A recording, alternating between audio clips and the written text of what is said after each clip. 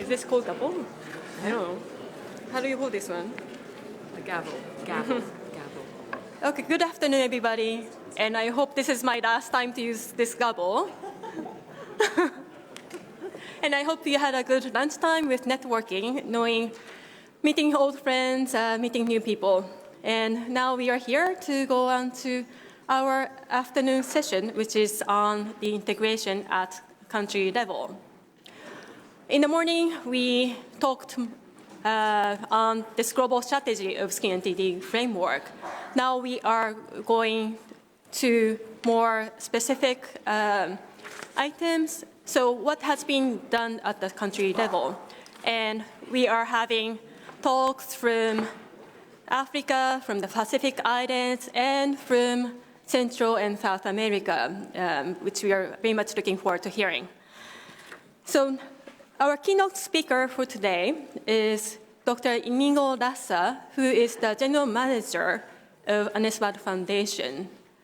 ANESBAD has been doing a lot of work for the Skin NTD integration in African countries, and many of us here already know these projects or even a part of these projects.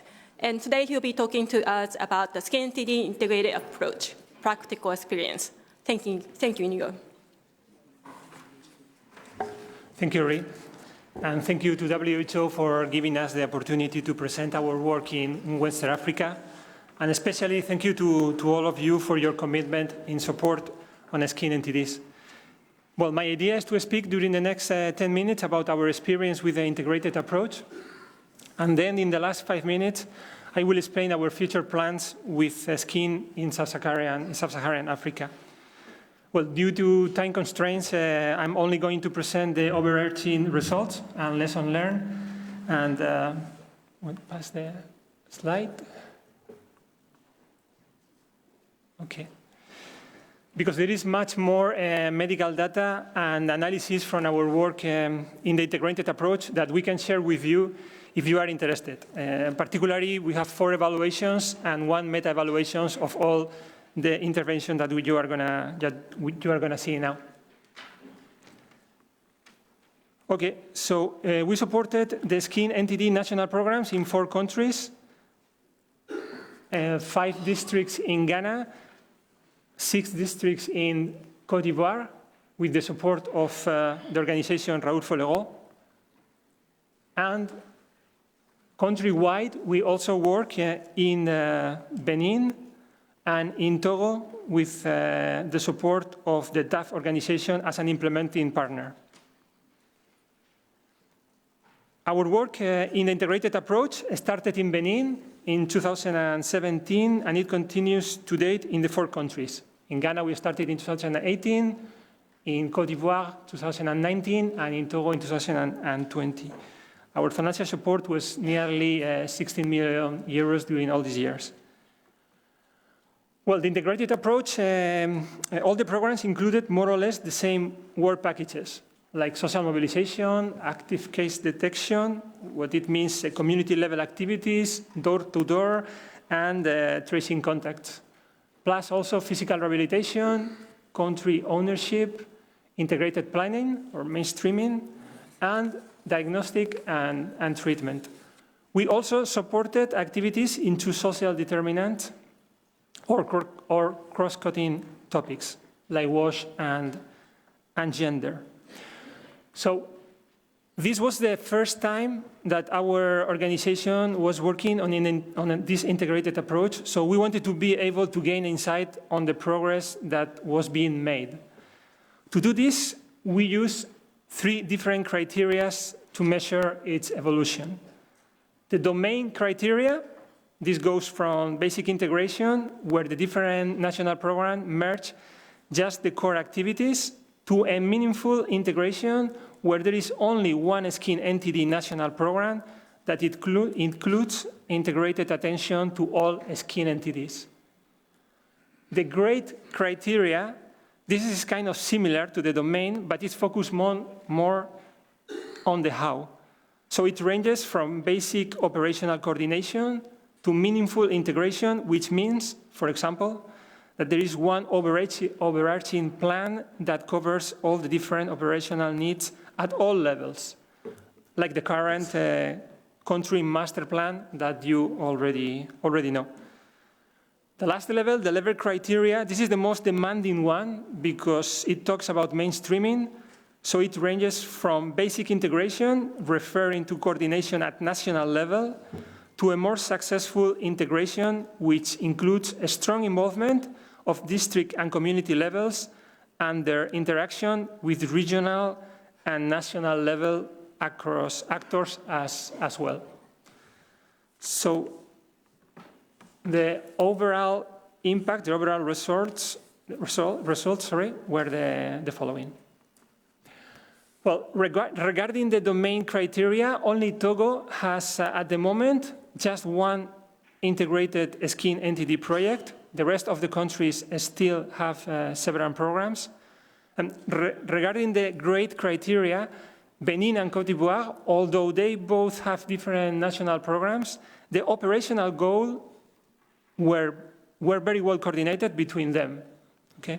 So, as well as with other actors such as laboratories, other ministries even, or other NGOs. In Côte d'Ivoire, especially, there is now even a consortium that joins most of the actors working on the skin entities. And related to the level criteria, there were important improvements in all of the countries. In Ghana, there was very good involvement of the district level and national level in the integrated approach, but it wasn't so successful at the regional level, which creates some difficulties in the monitoring and evaluation issues. And the collaboration also with some laboratories was challenging as well. In Benin, the mainstreaming was also good, except for the low involvement of some confessional centers. These slide, as you can see now, are a result apart from integration.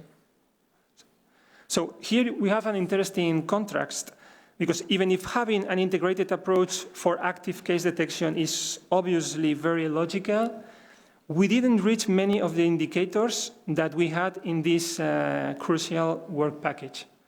So we face logistical difficulties because there were many more people involved in this active case detection, and challenges in staff training. After the training, the level of knowledge of health staff on how to do diagnosis was still low. In Bururi ulcer, for example, it was 16%, 1.6. Plus, we face the regular difficulties related to mobilizing the population. So active case detection was only successful, especially through tracing close contact rather than through the other two channels, especially in leprosy. In contrast, we have very good results in biomedical indicators per disease, but difficulties in carrying out the integrated approach in treatment activities, for example, in part because there are hospitals that keep being specialized in treating just one skin entity. So the lesson learned, we have 5 lessons learned from all these programs related to the integrated approach. The first one is that social mobilization needs to be improved, in our opinion. For example, we didn't see improvement in level of passive detection. Also, in some cases, the referred patients didn't keep their medical appointments. Or another example is the low results in active case detection that I already mentioned. So the question here is how we can take into account all the different barriers that the population face in accessing healthcare. We believe also that further involvement of civil society actors, teachers, and organization of affected population in social mobilization especially will help a lot.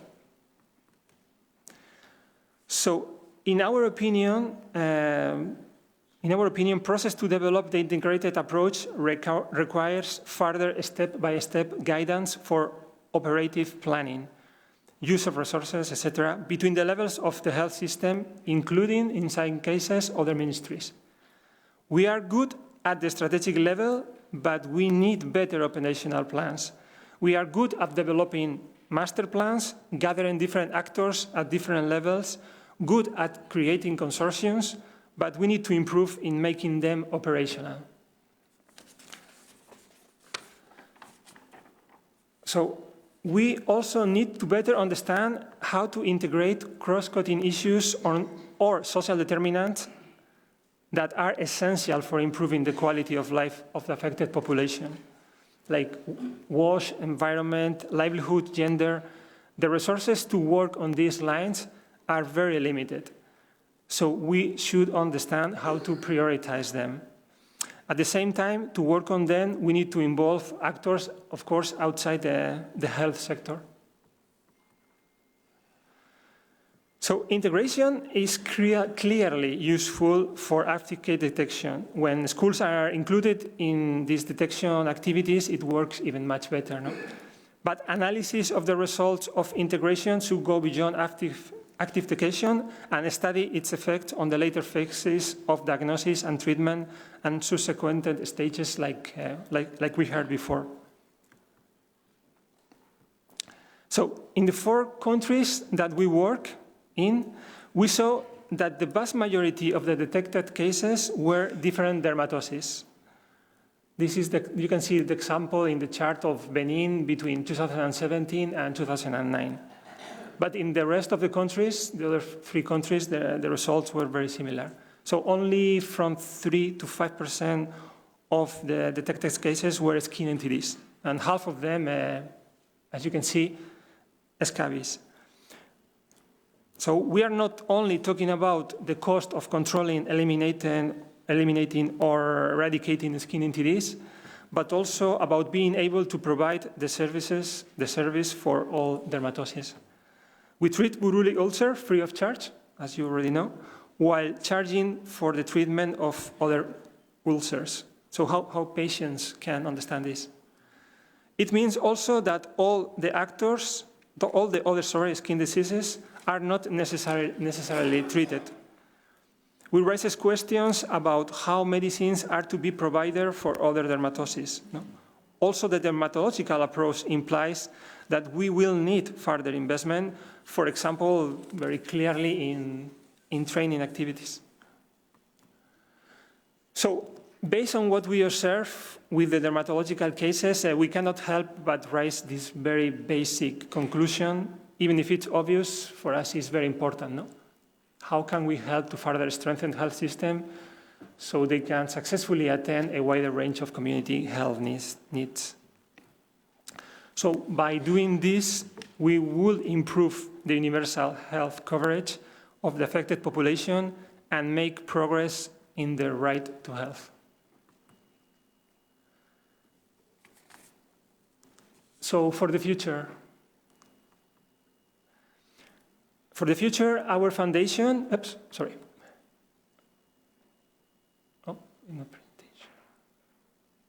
Okay, so for the future, our foundation recently approved a new strategic plan till 2026 and a theory of change till 2030. I mean, in this theory of change, our desired change is, of course, to improve the well-being of people, of affected population in skin NTDs. That's the only goal of our foundation. And to reach it, in our opinion, 6 conditions have to be fulfilled. Work with organization of affected population is the first one. We believe that they should play a central role in the work on skin NTD, for example, involving them in monitoring and evaluation activities. We must, of course, work through government and Ministry of Health as the main duty holder, supporting their national programs. We will do this work through strong organizations, working with presence in the countries. And our idea is approximately to support 8 countries in Western Africa or Central Africa. The civil society, for us, can generate also an important added value, working on the social determinants of NTDs and providing evidences of good practices and being in constant dialogue as a sector with the Ministry of Health. We started to work in this condition through calls for projects in order to attract local organizations specialized in the social determinants, but not necessarily in NTDs. And the first call that we opened in Ghana, it was very successful about this. So we also understand that the private sector can have a more relevant role in working on the skin NTDs, and not only pharmaceutical companies, but small companies interested in this sector as well. We already actually identified 2 companies in Cote d'Ivoire and in Nigeria, and we are supporting them with loans, not with donations. So another condition is to keep supporting research. The WHO roadmap set out priorities, and we hope to add some specific qualitative research ideas. So we have already started several studies with academic institutions from all over the world. And as I am saying, all these will be carried out through important allies, such as the Ministry of Health, national programs, WHO at headquarters, regional or country level, the Global Partnership for Cellular Leprosy, international and national NGOs, academic institutions, and organizations of affected population. So ANESBAT Foundation role is just to act as a facilitator of the processes necessary for progress. For this objective, to support people in sub-Saharan Africa with skin NTDs or at risk of contracting skin NTDs, we are willing to commit 34 million over the next 4 years. So thank you very much for your attention.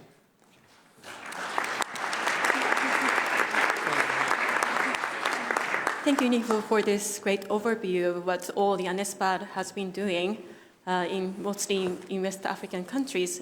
It was very much interesting to see also, because you work in multiple countries, the differences between the different countries. So that comparison was very interesting. And also you touched on this gender issue that we have not been touching on this, but so thank you for bringing this up to the table. The questions we'll have all in the discussion time, so please keep your notes of the questions with you until that time. I also have other housekeepings, is that some people are not hearing well what is discussed here on the table, especially in the back. You can use this, the earphones? Yes. Headsets, yes, headsets. And this is not just for translation. You can also use this to listen more clearly. So please do that in the back seats. Also, as also a reminder that in the morning there's the Twitter in the social media, hashtag beat NTDs, skin NTDs, and hashtag stronger together. So please tweet out at this meeting, and so we can reach out to a more broader audience.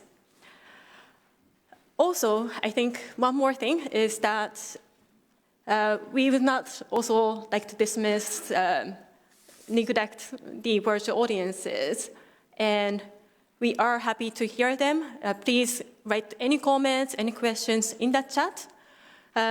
This is also for the audience here physically, that we are not maybe able to take all the questions or comments, but all will be addressed in writing after this meeting. So please don't feel like you are not answered. We will do that after the meeting, so please do so. So I think I've gone through all the messages.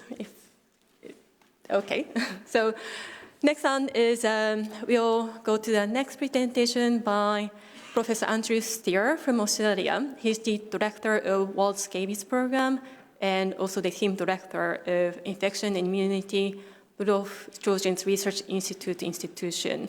He's been doing massive work on scabies and other things, but today's his talk will be on integration of scabies and lymphatic filariasis MDA in Fiji.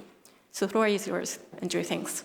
Thank you very much, and thank you for the opportunity to talk today. It's really great to be here in person with people after being separated for such a long time. It's really lovely to see friends and colleagues, and thank you to the WHO for organising this meeting. And I'm really giving this presentation on behalf of Sarah Anderson and my colleagues in Fiji. So quickly, where is Fiji? For those who don't know, it's in the heart of the Pacific. It's a beautiful country. made up of around 900,000 people and more than 300 islands. And there's 4 health divisions, as I'll come to talk about: Central, Western, Eastern and Northern. And the current NTD strategy, which was written in 2017, includes LF, scabies, leprosy, dengue, trachoma, STH, and yours was eradicated but is under surveillance. As Claire Fuller mentioned earlier, with those 300 islands, it's a challenging place to get around, and you can get to places by boat, by walking, by plane, or by car. So just to talk a little bit about the history of LF and then a little bit about the history of scabies, really focusing in on mass drug administration. So Fiji joined PACELF in 1999, and subsequent to that, a survey was done of the baseline prevalence, which was very high, of 16.6%. That led to 5 annual rounds of national MDA with DEC and albendazole between 2002-2007, and the prevalence reduced to 9.5%. But that prevalence was not distributed evenly around the divisions, so there's a decision made to change to a divisional strategy so that MDAs were undertaken where divisions had a prevalence based on transmission assessment surveys greater than 1%. And in 2017, as part of the FIT study, which I'll discuss, ivermectin was added to DEC and albendazole. The last surveys were done 2018 to 2019, and as you can see there, the prevalence of LF was high, above the threshold in the northern and eastern divisions. So those divisions are targeted for whole of division MDA. So, what about the history of scabies MDA in Fiji? So in 2007, a national survey was done of the prevalence of scabies in Fiji, and the overall prevalence was around about 1/4 of people affected by scabies, up to around 50% of children, so a very heavy burden. That led to the SHIFT study, which I'll describe in a moment, and subsequently in 2017 and 2019, the FIT and Big Shift study. So apologies for the acronyms, but I'll explain them in a moment. And then in 2020, the World Scabies Program, which I'll also talk about, started national MDA with the Ministry of Health. So just to quickly talk a bit about the data that underpins mass drug administration for scabies. So the first trial was the SHIFT trial, the Skin Health Intervention Fiji trial, which was published in 2015. And this was a 3-arm cluster randomised trial where one group had standard of care, which was essentially identifying people with scabies in the community and referring them for care. The second arm in the red was mass drug administration with topical permethrin, which was essentially doing a survey and then giving everybody who had everybody in the community permethrin, whether they had scabies or not. And then the third arm was the MDA ivermectin arm, which was doing a survey and then providing ivermectin for everybody in the community, whether they had scabies or not. So the baseline prevalence in these 3 groups was very high, above 30%. And what you can see is that just by providing referral for care, the prevalence of scabies reduced by half. By providing permethrin mass drug administration, the prevalence reduced by 60%, and using ivermectin-based mass drug administration, the prevalence reduced by 94% to less than 2%. Importantly, we also saw reductions in the prevalence of impetigo, so bacterial skin infection, by delivering ivermectin without treating impetigo itself directly. We looked to see if these reductions were sustained, and indeed they were. With scabies remaining around less than 5% at 2 years after the intervention, and impetigo continuing to fall. So that, following on from that, was the Fiji Integrated Therapy Study, which was seeing if we could do MDA for lymphatic filariasis, soil-transmitted helminths, and scabies all together as an integrated program. I won't go through all the detail, but essentially this approach was safe, had moderate efficacy against lymphatic filariasis, which is a whole other tale and story, and had high efficacy against scabies. That then led to the Big Shift, or Big Skin Health Intervention Fiji trial, of 135,000 people in the Northern Division, which was an integrated MDA for lymphatic filariasis, scabies and soil-transmitted helminths. And once again, we saw a substantial reduction in the prevalence of scabies from baseline to 12 months of over 50%. But what was really important about this study was it was able to show a reduction in admissions to hospital with severe skin soft tissue infections by around 20%, and also a reduction in presentations to clinics with skin disease. So this is a really important finding, that by doing mass drug administration for scabies, integrated with LF and STH, you could also see reductions in presentations to hospital and healthcare clinics. That in part led to the establishment of the World Scabies Program, and I'd like to acknowledge our funders, the Macquarie Foundation. The overarching goal of WSP, as we call it, is to translate research into scabies control and alleviate suffering and reduce disability. The objectives of this program are global and at a country level. At a global level, we really want to contribute to a global strategy for scabies control and elimination and advocate for uptake of this approach in countries with high prevalence.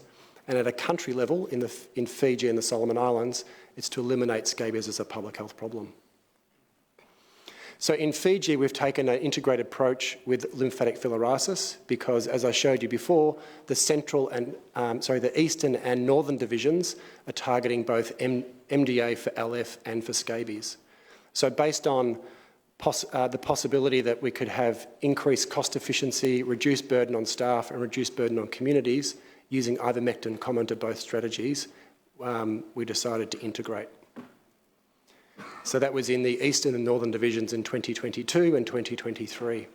So both programs have been working together on all aspects of planning and implementation. We had a combined launch by the Health Minister. We've got a joint implementation plan, and there is cost sharing of the budget. There's co-designed community awareness, with health promotion and training materials co-designed by program staff from both teams. And you can see here an example of the approach that you can treat 3 diseases with 1 MDA. The training's co-facilitated by both staff from the LF and scabies programs, and the dosing is also coordinated using the same height stick for dosing that doses ivermectin, DEC and albendazole. And you can see an example of this in action in the field. So more than 170,000 people have been targeted in these 2 divisions, with the Northern Division now complete, with the Eastern Division scheduled to start in April and May of this year. 105 nurses have been trained in the Northern Division, who subsequently trained 300 community health workers to deliver MDA. It all sounds good, but there have been challenges, so particularly around aligning budget and plans, so ensuring the hiring of cars, procurement of fuel, which have increased in cost over the course of the pandemic, and all the supplies are aligned so that MDA is not delayed. There have been issues around more content in the training materials and making sure that staff retain key messages for all diseases and all medicines. And there's also been the requirement to have increased data collected between the programs. What this translates into often is the requirement for more staff, which therefore requires more funding. Having said all of that, integration of MDA for scabies and LF makes complete sense. We're both using the same drug, ivermectin. And in fact, our experience in Fiji is that community members really appreciate that the treatment regimen can be given for not just one disease, but LF, STH and scabies at the one time. There are challenges to integration, as I've outlined, but through joint planning, joint preparation, and very careful and regular coordination of the teams through coordinated meetings, many of these challenges can be overcome. So I'd like to just acknowledge our team in the Solomon Islands. I didn't talk about the program in the Solomon Islands today, and our team in Fiji, particularly Mr. Amaniasi Tavui, who's pictured here doing his work in the field.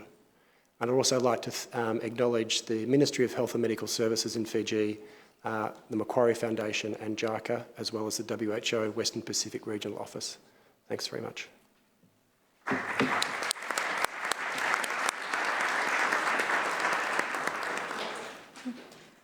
Thank you, Andrew, for this very good practice for the MDA between scabies and EDF. And also, this is proof that it's not just the MDA that can be integrated. Through this approach, also the training has been integrated, the sensitization has been integrated. So this is actually a good example of multiple integration happening. But also there are challenges, and I think with the skin NTD integration, many of the countries are facing, or the projects are facing with the same challenges, which I hope we can discuss during our discussion time. Next, we are going to YOLS, and this talk will be given by Dr. Alphonse Ambuk from Cameroon. He'll be talking about youth eradication in 3 Congo Basin countries. And he's with the pyramid. So over to you. Thank you very much. J'ai l'honneur de... I have the honor of presenting our work in the eradication of yaws in the Congo basins, in particular in Congo, Central African Republic, and Cameroon. So, first of all, we have to say that the project is taking place in the forest basin in the Congo Basin, which covers these countries plus others. And we have targeted the 3 countries. And the Congo Basin is a forest basin that is highly occupied, in particular by the Bantu and Pygmy peoples. And this is where we have the greatest endemicity of NTDs, but very few interventions. So through a project financed by OSIAC, we have worked on eradicating yaws through the MARGE strategy. And I'm going to present the experiences that we had in this. Unfortunately, we don't have, because of COVID, we haven't had enough time or the opportunity to carry out this work in a synchronized way or to cover the cross-border aspects. The project takes place in these 3 countries, Cameroon, the Central African Republic, and the Republic of Congo. And we have 3 health districts that are covered, and that's in Cameroon. We have 10 health districts, 4 in Congo, and we have a total of just a bit more than 1.5 million inhabitants. So first of all, with our methodology, we looked at confirming the endemicity in the target districts, and that was carried out in all of the districts. Then we asked ourselves a question about how to progress, because it was the very first time that we had an approach of this sort with a mass drug administration with a population across these geographic spaces. So we held a workshop where we brought together the programs, the malaria programs, and the programs for the onchocerciasis. And following that meeting, we found a strategy that we could implement. It was much closer. And then we looked at, and we held a workshop where we looked at, on a sub-regional level, to be able to compare our data across the countries. So we looked at data collection tools, and in particular the tally sheets, the notification forms, and other support based on EPI. Then 1 month later, once we were certain that this could be put into place, we set out our strategic planning. And this strategic planning allowed us to set out a series of activities, for example, setting the date for the MDA and a whole set of activities right down to the micro-planning level. Following that, we received 4.5 million tabs of azithromycin from the WHO, and we thank them for their help. And then this was handed over to the governments in the countries, and then it was put into application. So just on the eve of the distribution, the MDA, we trained health staff. So we had 775 supervisors throughout the health system on a local, regional, and national level. Then we worked on training the community health agents throughout the area and all our sites. No. Then we had a launch of the activity. The first one was to have a great deal of activities set up, led by the indigenous peoples, and an official opening with a speech, which was normally of a high authority, such as the Ministry of Health. And then we started proceeding with the first doses. They were given by those in charge of the various programs. And then we started distribution. But often the distribution was started by the authorities. So here you can see the Minister for Health in Central Africa. And then we saw this happening across the territory. We then had a deployment of supervision teams. It was a very difficult logistical problem. We used all forms of transport by road, river, sea, road and river, and air to be able to reach those who are suffering with the disease and those we wanted to treat. So in total, we had 94.99% of therapeutic coverage across the 3 countries in the areas. And in these results, we found additional information and results. For example, we had 66 cases of yours that were found positive, 44 suspected cases of Buruli ulcer. We had 103 cases of leprosy found, 8 cases of LF, and other illnesses were detected.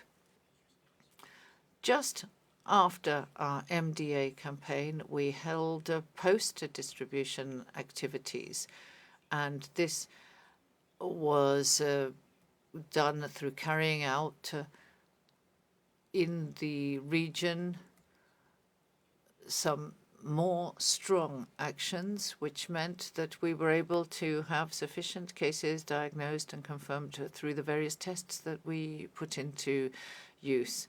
There were various challenges, and these included, first of all, the effect of the persistent insecurity in some countries, where in the field we found that the demographic data that we had was not the same once we were in the field, because there were mass displacements of populations to much safer or securitized areas. But the indigenous people would go very far into the forest, into areas that were extremely difficult to reach. And another matter we had to cover, as I said, was we had to work on a demographic basis, and the data were not always clear, they were not always up to date. And in Cameroon, the data had just been updated, so that was very helpful with our planning. We also had another challenge, which was difficulties in entering indigenous people, pygmy groups in particular, into the program totally, because it was difficult to be able to plan activities which targeted these groups. We need to be able to contact them. And then there was also all the issues linked to COVID, which meant it was very hard to manage, in particular when we were dealing with such important mass populations and covering large distances. So in terms of our take-home message, first of all, it's important to say that this mass distribution with the populations like this across very large geographic areas can work through door-to-door strategies, and over 3 to 4 days we found it was fairly efficient. Then we were able to see another message, which is that we must provide strong political support. We need a real commitment at high level of the authorities so that we can carry out in a smooth way this type of activity. And then the third point is that we need a good and strong mobilization through political support within the community is extremely important. It really needs to involve the indigenous and local populations. And then the fourth message is that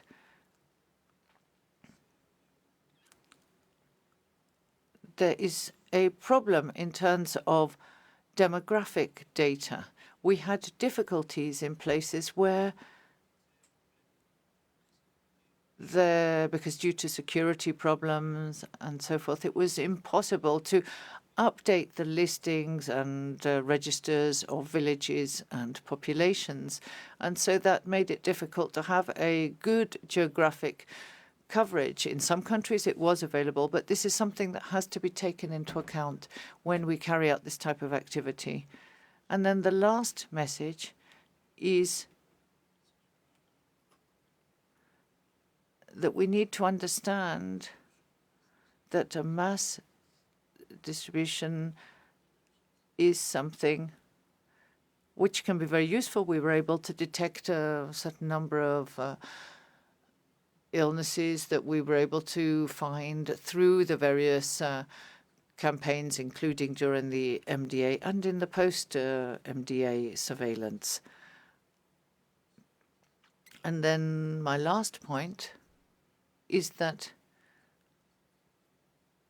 we need to think about the activities and the various periods of the activities of the pygmy populations. So we were able to carry out smoothly our MDA in the 3 countries, and we achieved the goals that we had set. And the successive MDAs have allowed us to learn and use an experience that will help us in the future with further eradication of yaws and related activities. So we'd like to thank all of our partners who contributed a great deal. And we'd also like to thank the WHO for having provided the medicines through their whole supply chain. So we'd like to thank everyone for the support we've had, in particular through the country offices. We've had the KfW, OSIAC, various countries who have been involved in this successful activity. Thank you very much.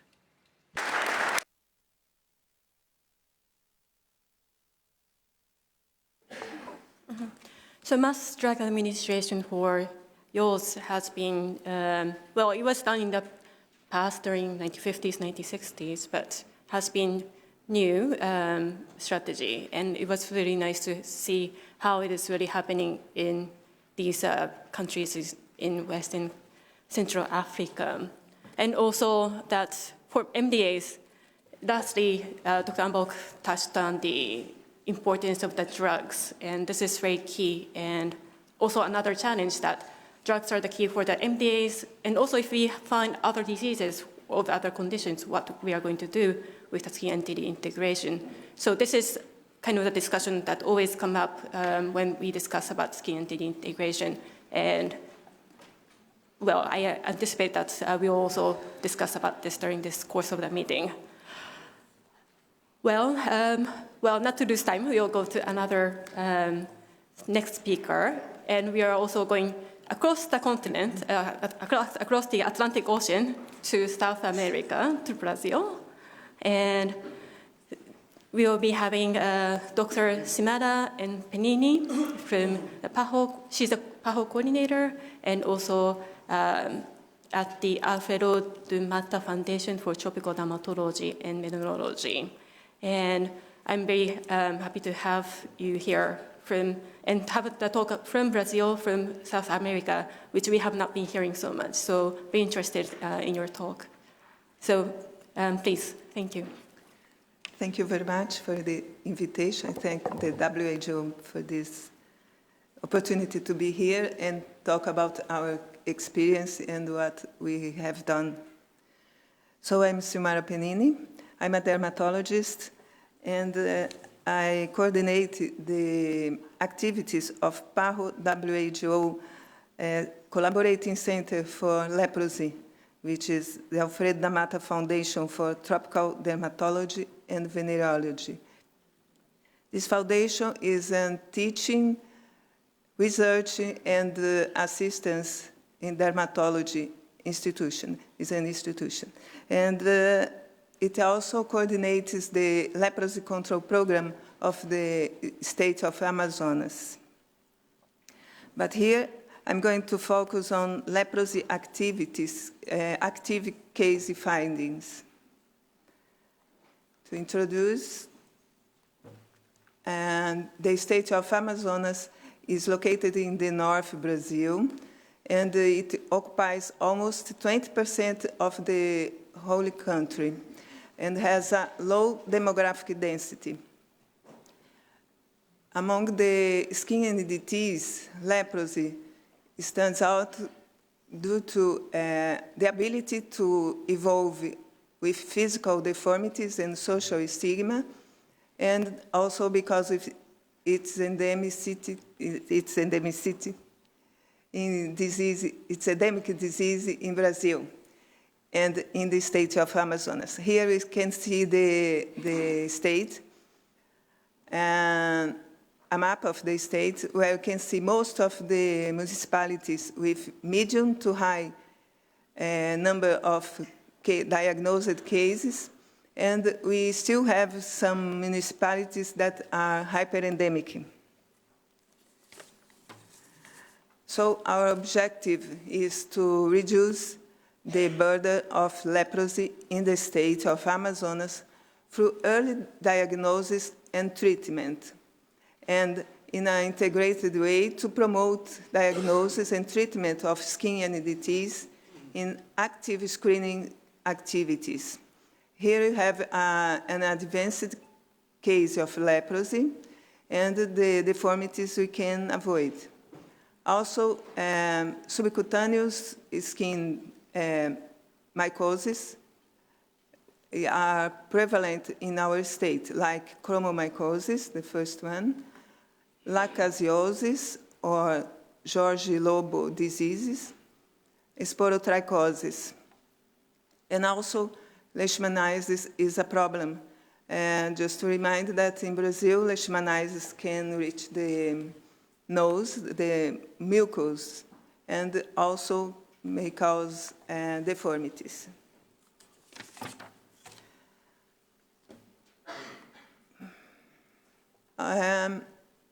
Let me see. Yes. Additionally to training and to use the teledermatology or telemedicine, we also do dermatological task force for active search in the communities. So skin examinations are carried out in the districts of Manaus, which is the capital of the state, and in the municipalities of the interior during multiple trips under the supervision of local coordination.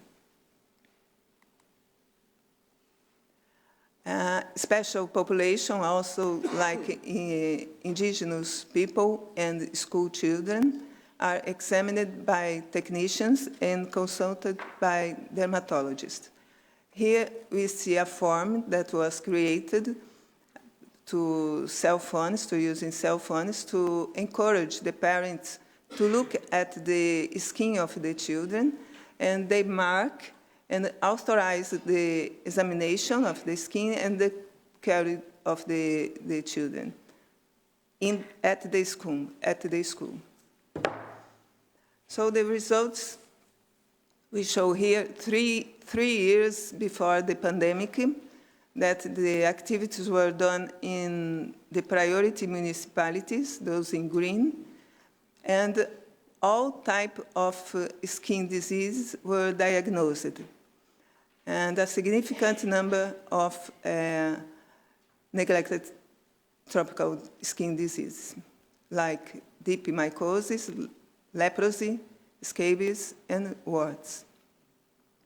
I also point here superficial mycosis, an infectious disease that is highly prevalent.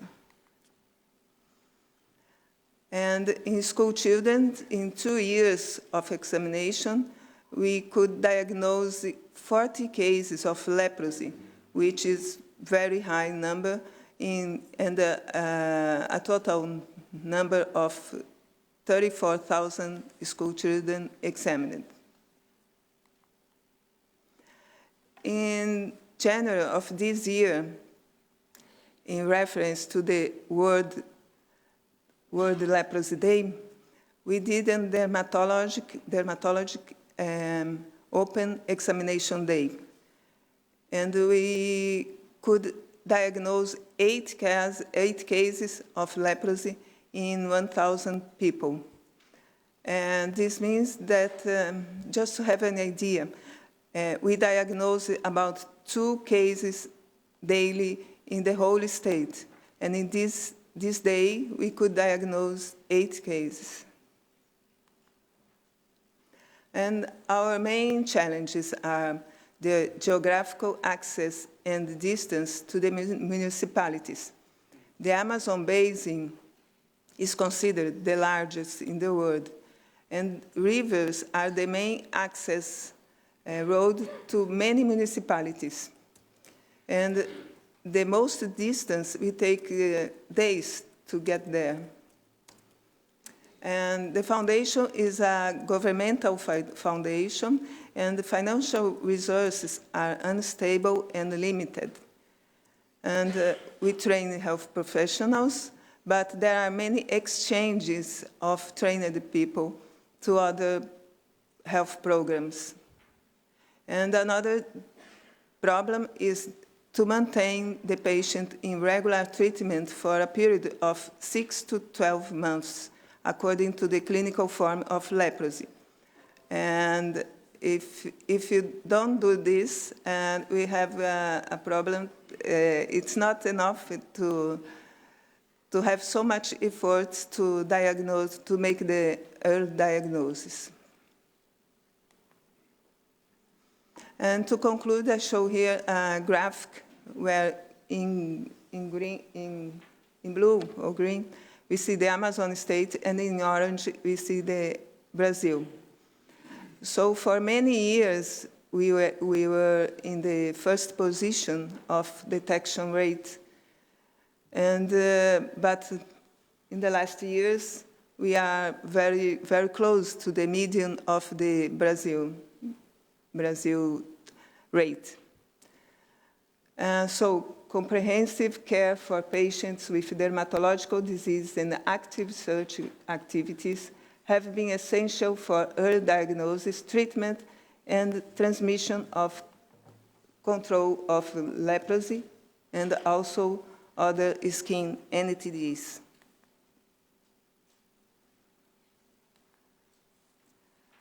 The key messages are different dermatologic diseases have similar clinical features.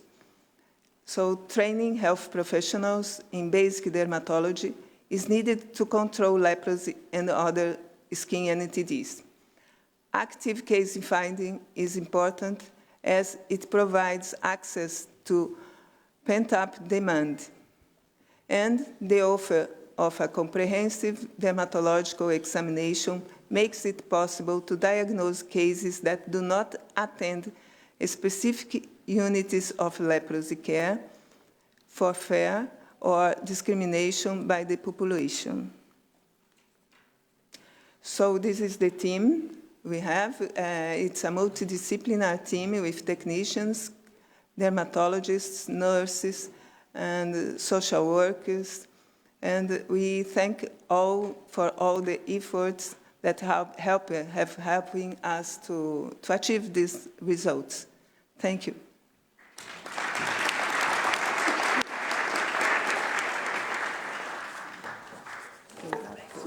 Thank you, Simara. And so this was a talk on leprosy, and which was a very nice transition from those diseases that we target by the MDAs, as compared to a disease such as leprosy, where it needs long-term treatment.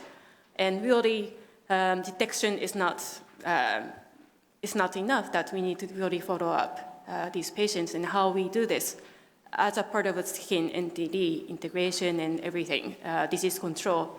This is also what we need to think about. So thank you for this presentation. I also would like to highlight the use of the digital health tool, which was innovative, and it was very nicely done. So I think also other people in the audience has experience with the digital health tools, teledermatology, and during the discussion time, we welcome you to share your also the experiences. So thank you very much. Thank you. Next on is the last speaker of this first afternoon session is Josefina Joao. She's the National Director for Disease Control from the Ministry of Health, Timor-Leste. And she will be giving us a talk on integrated transmission assessment survey for lymphatic filariasis, yaws, and scabies in Timor-Leste. So, floor is yours, Josefina. Thank you, Ree. Good afternoon, everyone. How are you all today? I think even the weather is cold, but I hope that everyone is good and happy and feel good to be in our first meeting today. And again, I'm Dr. Josefina from very far country, Timor-Leste. For those who don't know about Timor-Leste or never heard about Timor-Leste, we located in Asia, between Australia and also Indonesia. And today I'm here to present our first integrated transmission assessment survey for lymphatic filariasis, yaws, and scabies in Timor-Leste, 2020 until 2021.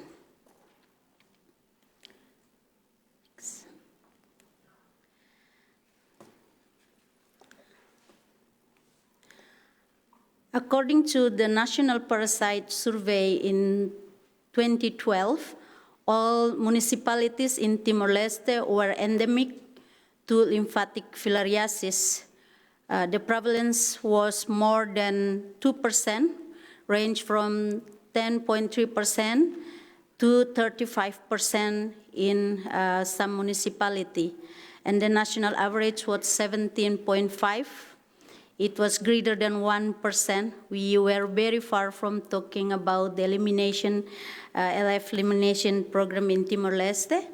And as the response for 4 rounds of nationwide MDA had been implemented from 2015 until 2019. It was 4 rounds. And for yaws, the WHO set a goal for eradication by 2020. The WHO specified 4 implementation steps in the eradication strategy, starting with the mapping of yaws endemicity. And in Timor-Leste, the mapping survey was done in 2017 and 2018, where out of more than 58,000 students were screened, and we detect 2 cases, confirmed cases. And epidemiological data regarding skin infection in Timor-Leste are very limited. However, previous population screening in Timor-Leste identified also scabies in more than a third of children aged under 10 years, as well as high rates of pyoderma co-infection. Study realized by Matthew et al. On 2019 showed that the prevalence on scabies is quite high in some municipalities, like Dili as the capital of Timor-Leste, Ermera, and also Manufahi.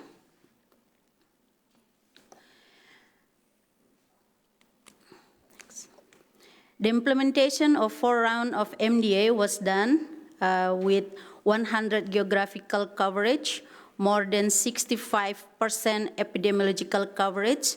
So the Ministry of Health, in collaboration with Ministry of Education, supported and funded by WHO and also COICA. So we did the integration, the integrated tasks that aim to evaluate whether multiple rounds of MDA against LF have led to a reduction in LF prevalence, to identify any Yao seroreactor in the age group of 6 to 7 years, and to capture the national data of scabies, since we also introduced the ivermectin in the last MDA round.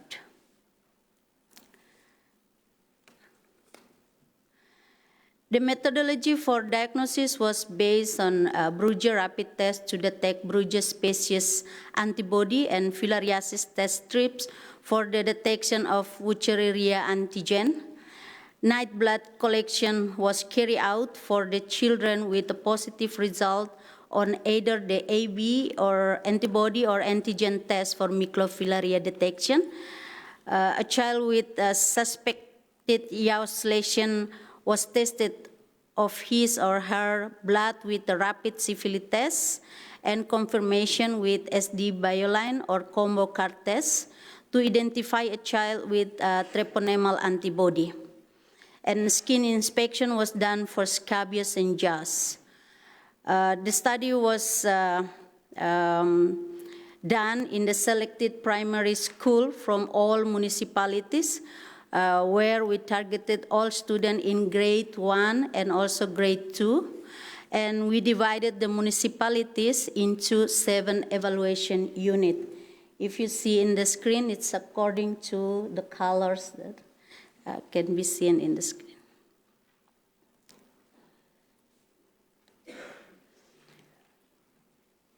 For effective time and workflow management, our integrated task was operated by 2 field survey teams. First one is a sensitization team, or we call as the STH team, and the test team. For a site with multi-sectoral cooperation of the Ministry of Health, Ministry of Education, District Health and Education Office, National Health Laboratorium, health worker from Community Health Center, and also WHO team. The STH team registered the enrolled student into the field survey form, provide brief health education to the participants, distributed consent form with the WASH questionnaire asking to status of WASH at home, and measure height and weight of children. When the test team arrived at the school on the next day, and the consent forms were collected by the second team. And the role of the testing team also includes skin inspection for scabies and JAWS, and blood tests for LF and JAWS through a finger prick test.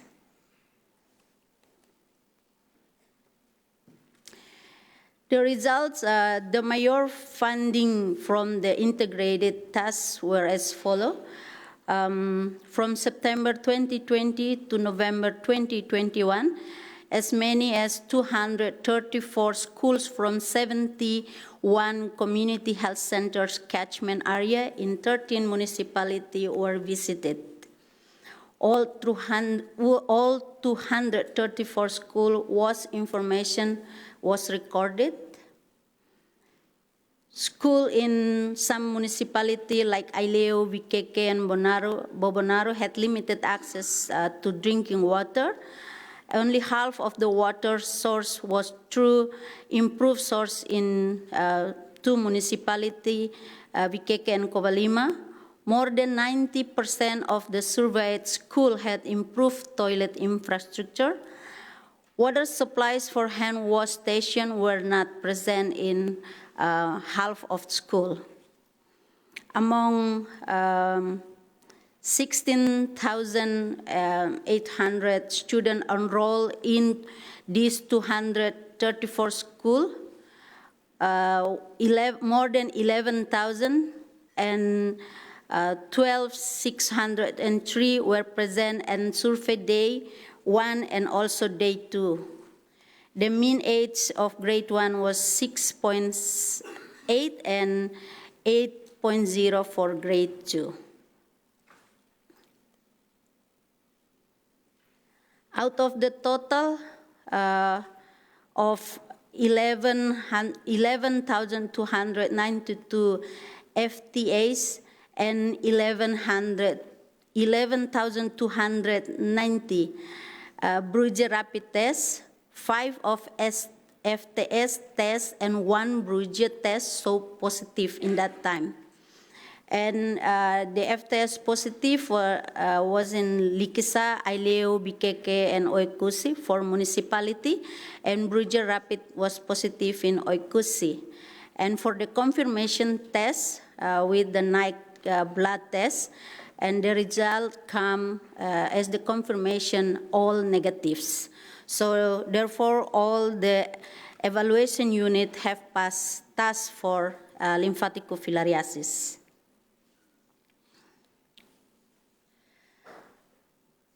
For the skin exam, we examined more than 12,000 students, and we detect 64 scabious cases, and all the cases detected was treated also.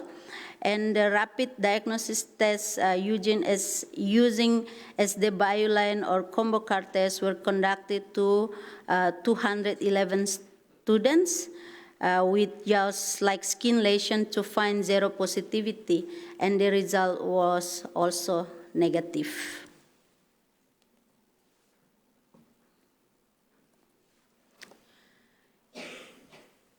This picture represents some suspected case of yaws that we found during the implementation of integration tasks in Timor-Leste.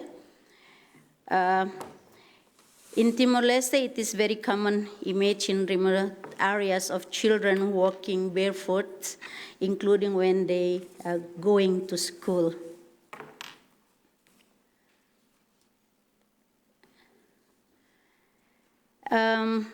Here is some picture of scabies. The basic knowledge about contagious skin disease, it's very poor, especially among children in Timor-Leste. Scabies is better known as the black grave. That is something that happened to our skin because we have crossed a grave without asking permission to the owner. That is what we believe in Timor-Leste. So here is the challenge. I divide the challenge into two groups. One is the challenge of the implementation of tasks, and another one is the challenge that we face when doing the control program of NTDs in Timor-Leste.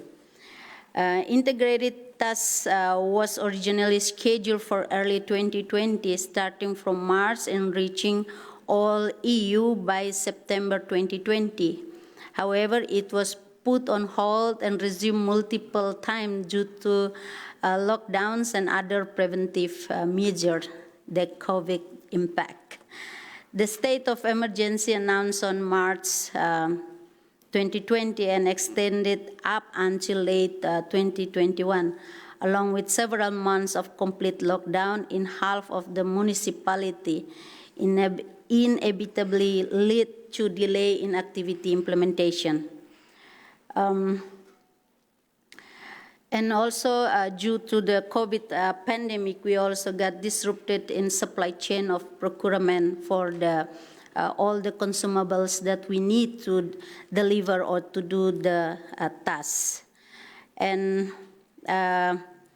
also due to the pandemic, like some students come and some they just didn't come because afraid of being infected with the COVID in the schools.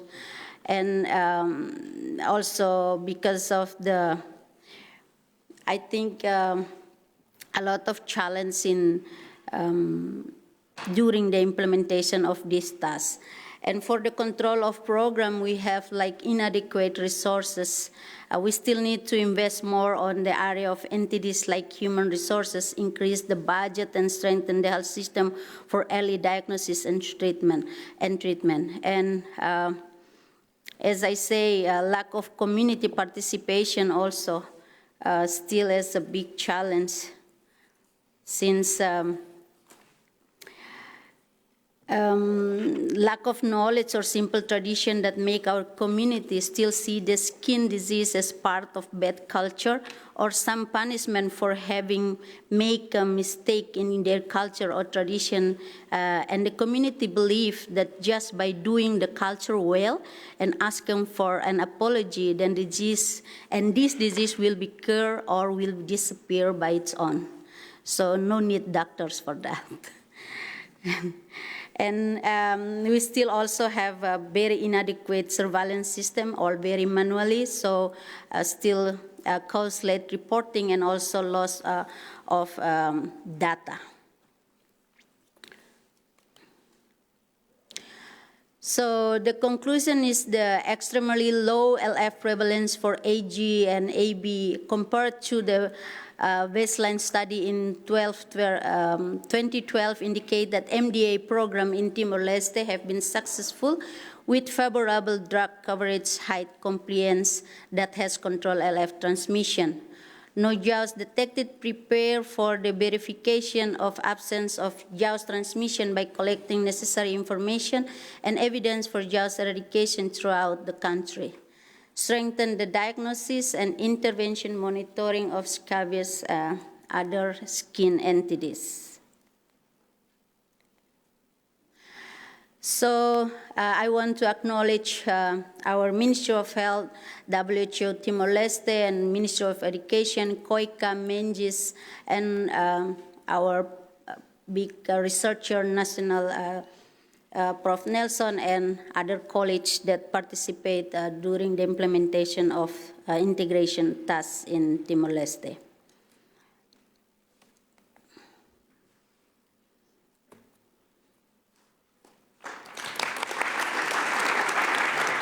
So I'm here today representing these happy faces to us, to WHO and other organizations, to support and keep supporting us in the fight against NTD. And with the hope of having healthy Timorese in healthy Timor-Leste, I'm saying thank you to you all for your kind attention.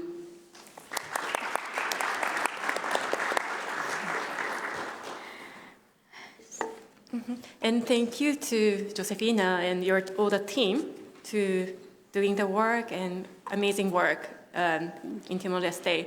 And also, you've shown so much data that would have been so challenging to compile, so thank you for that. And this all goes to all the speakers that we had, that it's really challenging to get all the data in these remote places, but all the presentations provided us with data, and this is to build the evidence towards NTD integration. So I would like to thank all these projects that's doing that. So going on, we have amazingly kept the time, and we have 20 minutes of discussion. So if you have any questions from the audience or from the, yes. Mm-hmm. Can I make a question for Professor Umbok from Cameroon? Premièrement, magnifique présentation. First of all, thank you for the excellent presentation, Professor. You clearly explained the importance of data before mass treatment. Do you think that acceptance is a problem for mass drug administration? Do the patients accept this treatment?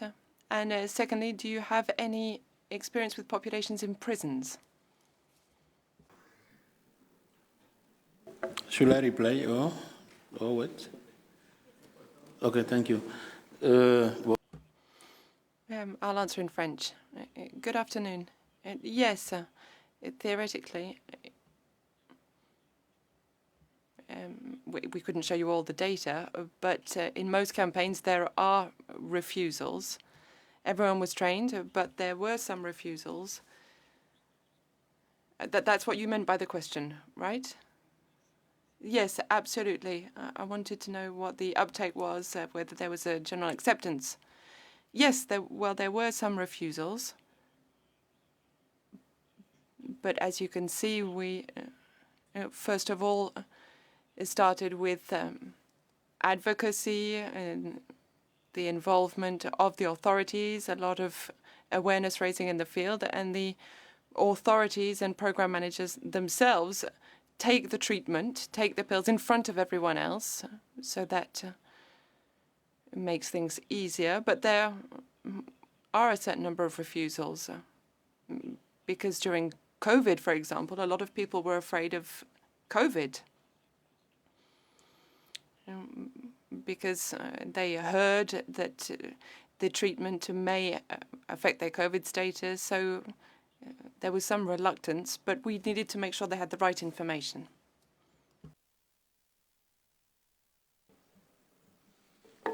Mm-hmm. Yes, Dr. Claire. Yes. Dr. Claire, you can go first, and then I will.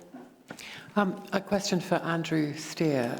You talked about integrated messaging, teaching that to your team. How did you go about that? Could you just tell us a little bit more? Yes, I think we learnt a lot from our previous work about some of the messaging that works. So I didn't go into details, but we'd done some acceptability, knowledge, attitudes, behaviour research in some of our previous studies. And that was a little bit on the scabies side. And so I think what was really valuable about this time around is that we brought the two groups together. And the LF team have been working together for a long time. The LF team have been working on LF for a long time, as I showed, back since the early 2000s. So they had a sense of what did and didn't work.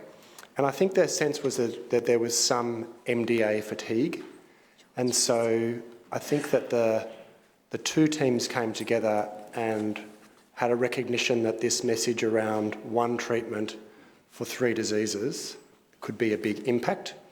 And I think the other part of it was that, particularly with scabies, which is a disease that you can provide MDA and then see in your own community the disease reduce in frequency, is a very powerful part of the MDA for scabies, as opposed to maybe worms or LF, where it's harder to see.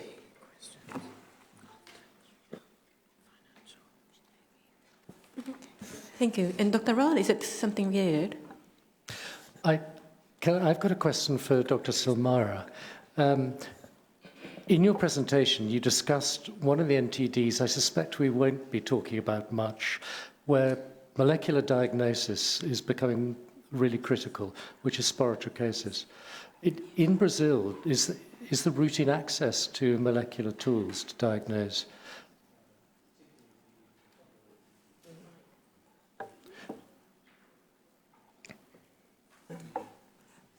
We have access to molecular diagnosis at the foundation, Alfredo da Mata Foundation, and other 2 referential centers in Brazil. And we use it most to diagnose resistance to the treatment, to the drugs. And we have vigilance to primary resistance also. We don't use it for diagnosis. Thank you. So the next question will be from Dr. George, I see.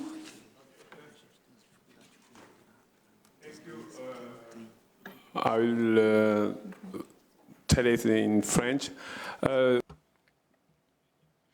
My first question could be answered possibly by Alfreda. Speaking of preventive campaigns, we have a detection rate of 2 to 3%. It was the same for Alfreda Namata in Brazil.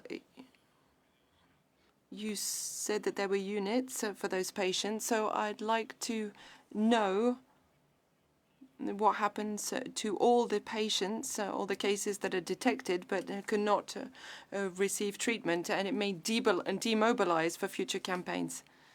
I have another question as well for the integration of MDA for scabies. I'd like to know what the benefit is in terms of public health, because usually in LF endemic zones there are few cases of scabies because you have ivermectin or other treatments. So theoretically you don't have any cases of scabies. Not on an epidemic scale. So what I'd like to know is how you deal with the people who are outside of these zones and how you get clearance for ivermectin for those particular areas. Thank you. Okay, so in the case of the active case detection that are not skin NTDs, we gave the basic information to all these patients. In some cases, we refer them to some places where they can be treated. But as I mentioned before, I mean, they don't have money to be treated in some of the ulcers. So these cases are still, I mean, they don't have a solution yet.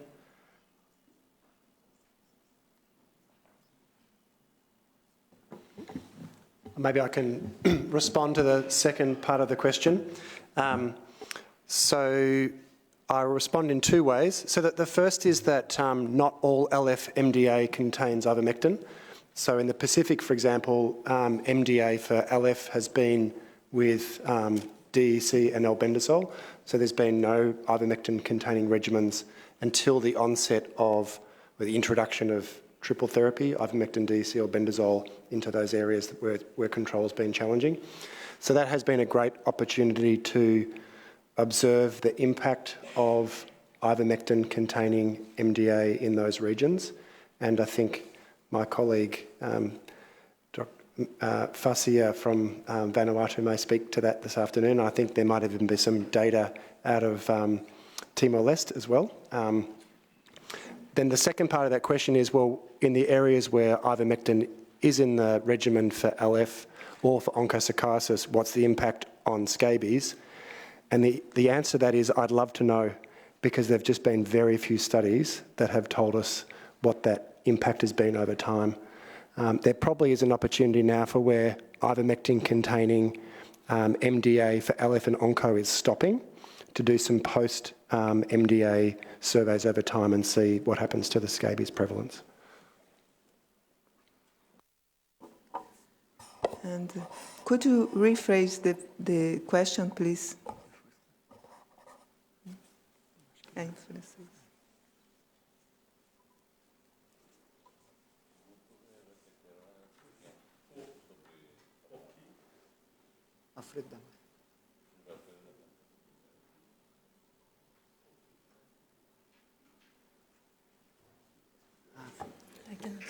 Merci. Yes, thank you. I have a question for Fiji. We saw that during treatment, the number of cases of scabies decreased, but I wanted to know if there were any other measures that were taken concerning the epidemiology of scabies. I wanted to know if any other measures may have contributed to that result. That's my first question. The second question is for Brazil, yes. I wanted to know more about what was done logistically? Did you move to areas where they didn't necessarily have all the necessary specialists and equipment to treat the cases? From a logistics point of view, what happened? And I have a last question for Alphonse. How did you manage to synchronize the dates of the MDA in all three countries? Because from an administrative point of view, it can be quite cumbersome. So how did you manage to synchronize those dates? Thank you. And about the logistics, yeah, can I? Sorry. It's possible to take to this place medicines and people. We don't need too much to diagnose and treat this skin disease. We have a multidisciplinary equipe, as I told you. It's not that big to go to each place, but we have dermatologists and technicians who help us to examine the skin, and we have the drugs. We take the drugs with us. So, and some municipalities also have drugs. They have problems in diagnosis. So, when we go there, we in the opportunity we train people. We train the doctors and the technicians. Mm-hmm. Thank you. So there has been some questions on the cost also from the virtual participants. So any of the projects, have you been doing any cost analysis? This is from the virtual participants. To any speakers. Andrew. Yes, we have. And I can direct you to the paper. I can't remember the exact number. So we've done two things, and we're essentially halfway through. So the first is the cost of the MDA, and we're trying to calculate a financial and an economic cost. So cost of treatment per member of the community. And that is looking about where you'd expect an MDA to be. And then the second part of that is the impact, so the other side of the cost effectiveness, so what are the savings? And I think the important thing there, and maybe to talk back to the previous question, is that MDA for scabies has an impact on bacterial impetigo, which has an impact on hospitalisation and healthcare clinic presentations. Mm-hmm. Thank you. Dr. Ambach, do you have anything to add?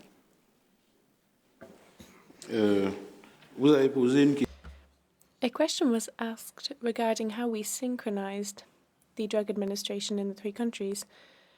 In my presentation, I said that we weren't able to synchronize because we didn't obtain medicine in each country at the same time.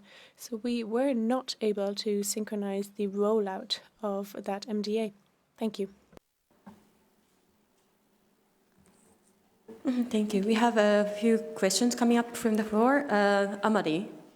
Also, when you make the questions, please indicate your name and also the affiliation. Thanks.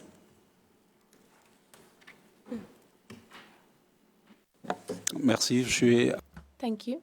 My name is Amari Akba from the Ansvad Foundation. I would like to ask Bob of the endemic situation of yours. After the actions taken in the different countries, what is the current situation? The second question should be perhaps addressed to all participants here. I want to know what scabies strategy is used in rural areas, because I want what we've looked at so far has been in rural and in urban areas. Thank you. Par rapport à l'endémicité, Thank you. All of those countries are still endemic countries. We have a yaws eradication strategy, which is the Morge strategy.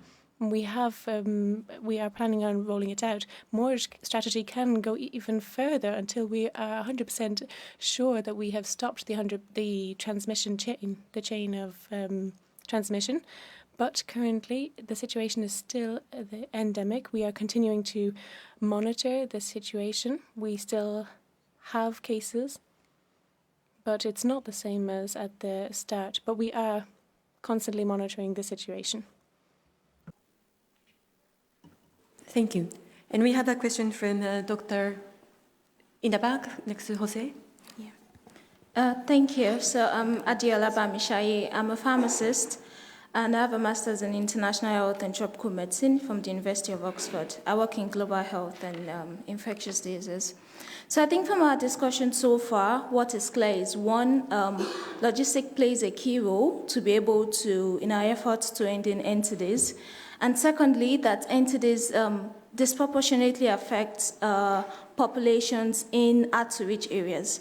And so I was wondering, how is the WHO and ministries of health and other actors integrating innovation as well as innovative approaches to be able to reach these marginalized populations? Thank you.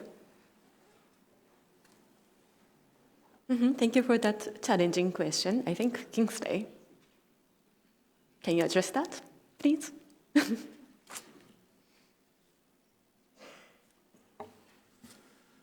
This is truly a challenging question, but not for only WHO, it's also for everybody seated here, particularly those from countries.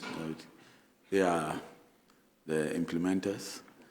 So I think I will call on any of them to try to address this. As far as WHO is concerned, we provide guidance and support to countries, and it's up to them to adapt and adjust it to their country context in order to reach people they need to serve. I hope that others can respond to your question. Thank you. I think there's many developments happening, and so it's important that we work together on how we can develop a better tool. Yes, Pamela, please. Thank you very much for that question. While, as we've been saying during the day, we've all espoused why it's important to integrate. But there are a lot of latent opportunities that we have not harnessed in existing platforms. So we are doing what we can, first and foremost, through coordinating and working in these approaches that are integrating, mainly to harness latent synergies that we've not yet really taken full advantage of. Things like a logistics management system that exists in countries and NTDs are largely absent. That's an opportunity we are missing. But that being said, I'm also glad that the question is being asked by a young person. Young people are looking at these things in a different way. And perhaps we are not communicating and reaching out to them as well, to involve them in a meaningful way, using the new skill sets and means of communication and technology provides to engage them and their power in this movement, really. Because they'll be the next generation of public health practitioners. And I don't think we are positioning ourselves in a manner that will help us transition everything we are doing and learning to them in a manner that they can sustain and own as a generation of the next public health practitioners working on this. So really thank you for that question. The roadmap does specifically mention the involvement of young people. They think differently, they have different skills, and we need to engage with them in a better way. Thank you. Thank you, Pamela. I will take maybe two more questions. Dr. Aboa Paul. Coffee. Okay, merci. Thank you. This morning, a question was asked about the challenges of combining mass distribution with detection of skin NTDs. Cameroon has achieved that, and we should learn from that experience. But I wanted to know if they detected during the distribution for the cases of leprosy and BU, or was it after treatment, in the post-treatment phase? Thank you. Both, it turns out. Thank you. Okay, merci. Okay, thanks. Who has a question? Who was that addressed to?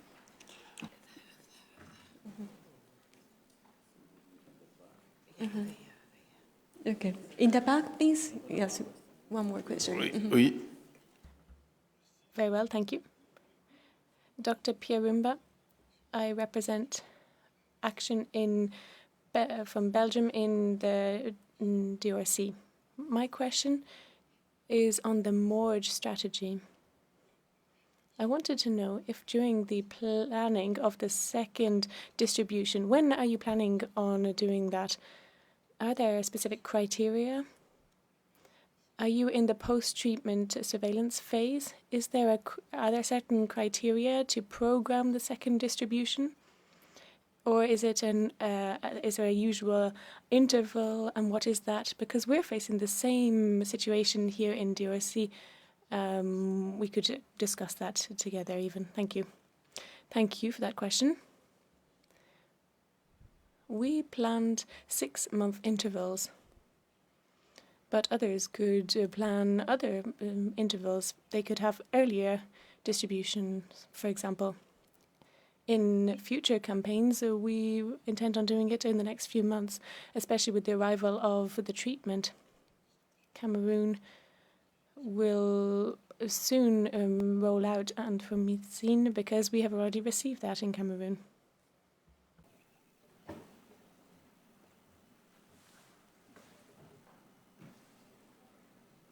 One more question. Yeah, Sascha Knauf, FLI, Germany. I have one question. We are talking about MDAs very focused on human health, but the question to me is, we have, for example, also rabies elimination. So are there also programs that join human and animal health and go together in these remote areas and also vaccinate, for example, the dogs? Because I think there are a lot of synergies that can be used, and as far as I know, they are hardly really in the focus of these programs, and it would be an interesting discussion, especially in the context of One Health. Thank you for raising that up. For the skin NTD integration framework, we do have this One Health as one of the cross-cutting area, but we are not able to kind of elaborate more on that aspect because, as far as we were aware, there's not many good practice around that area. So if you working in this area, share your experiences, that'll be very much appreciated. Thank you.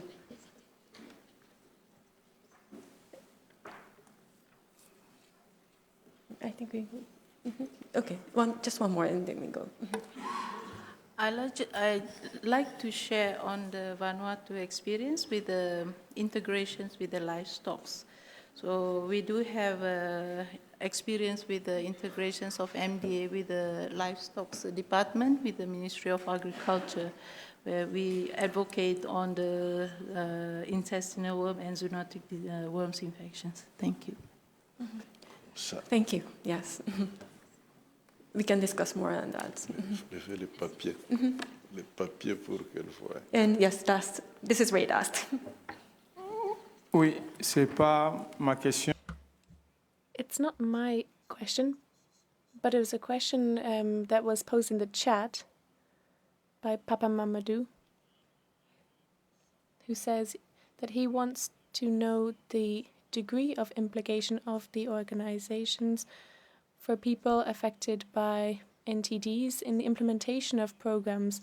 It would be a good idea to speak about the medical dimension. It's a good idea to talk about the medical dimension of NTDs, but he is concerned for the social dimension of NTDs, which aren't taken into account in care. So I think that was a comment, but I think also, Inigo, you had a talk that you're including social determinants in your evaluation of NSPAD. Yeah. Can you elaborate on that one? No, we totally agree with this last comment. We have seen in many countries how these organizations are getting stronger, how they are really willing to participate, how they are telling us over and over that their voice should be more heard. And I'm pretty sure that it would be very interesting to go in that path, with doing some specific activities, like I mentioned before, like some monitoring and evaluation, getting some data, because they are there and they are pretty spread in the field.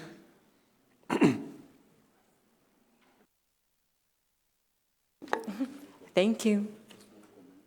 If there's any more comments, but if we have time in the next session, we can continue. But we need to go to the next session. But I wanted to have us like 1 minute before we go on, but I think we'll continue. So, Daniel.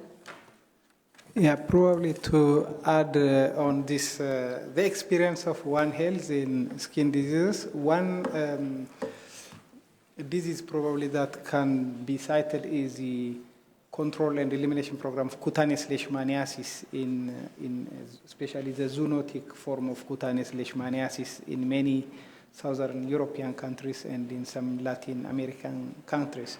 In Latin America, also, cutaneous leishmaniasis has a zoonotic form with a salvatic life cycle.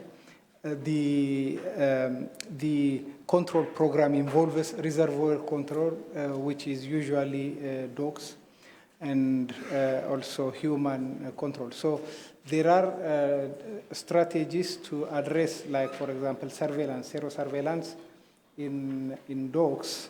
And also, there is vaccination for the animal population, the dogs vaccination.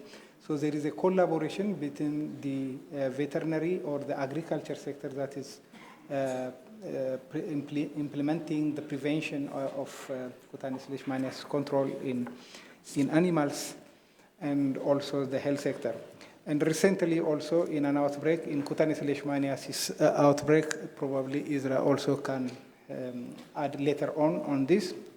There was a One Health approach, a cutaneous leishmaniasis outbreak that occurred in Madrid, with all the vector control, the environmental aspect, environmental control with fumigation, as well as the reservoir control, and also the active detection of human cases, plus treatment of the human cases, and also treatment of the animal population when it is an animal. So there are experiences that we can learn in a specific area, especially in skin diseases which have environmental or animal origin. Thank you. Thank you, Daniel, for this comment from the WHO. And this concludes as our first afternoon session. I would like to thank all the speakers and also this very active discussion time. And so I don't know what to do, but in Côte d'Ivoire, when I finish, we clap. So maybe our Côte d'Ivoire team can do that. Thanks.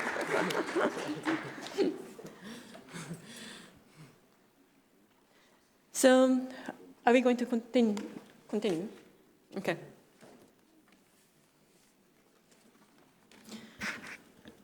So we'll continue on to our last session for today. We will continue with the integration at country level, and next is the country experience from Liberia by Karsa Koli. He's the NTD Program Director with the Ministry of Health, Liberia. And the title of his talk is A Multi-Method Evaluation of Health Services Integration for NTDs, Requiring Case Management in Liberia. So thank you.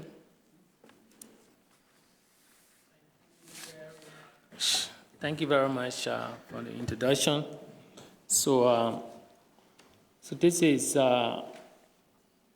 one or three papers intended for publication, but it's the experience from Liberia, as the chair has said already. So we've talked a lot about the roadmap, the new roadmap, and how significant integration is. As a matter of fact, with the context of integration here, for this presentation includes the, what we call mainstreaming today, and that of co-implementation, as has been said before. So we're using the two definitions for integration. Having said that, over the years we've emphasized on integration, but the evidence of the feasibility and the impact on the approach is limited, especially when you talk about program routine intervention, not necessarily the empirical study. So the Ministry of Health of Liberia, through the NTD program, has been implementing a new approach to skin NTD integration. And the goal of that strategy has been to improve early case detection and successful management of the cases.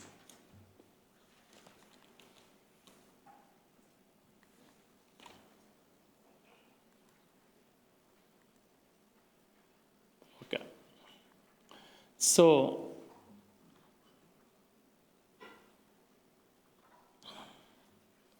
the objective of this paper is to assess the implementation of the integrated approach and to document its impact on the NTD service provision within the context of the larger Liberian health system. So that is specifically looking at the mainstreaming of interventions.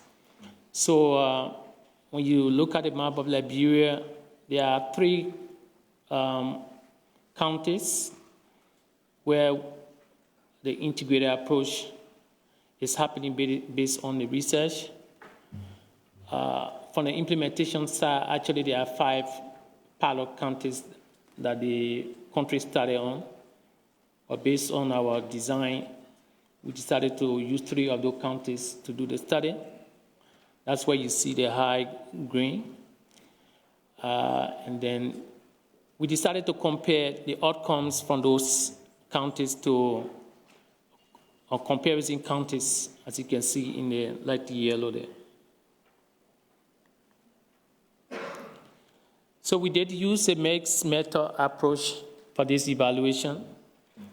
And we sought to determine any marked change in case detection rate, look at accessibility of services, the quality of care of NTD services, comparing where the integration is happening and then the area where there's no integration.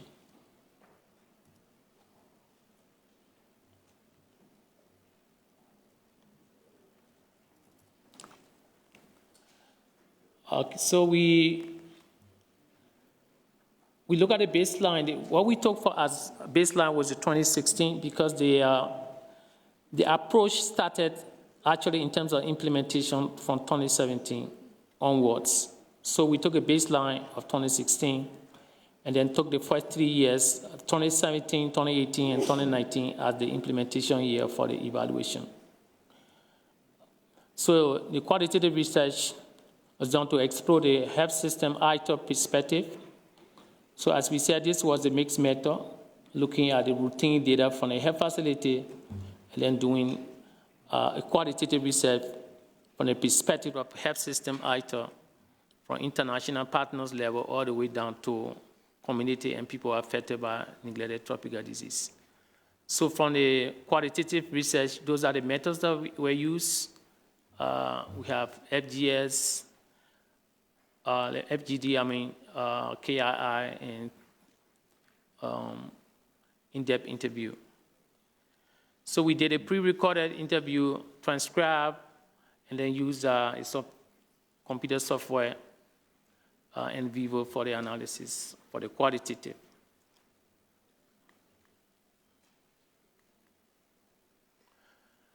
So from the results, that's the routine data we try to analyze.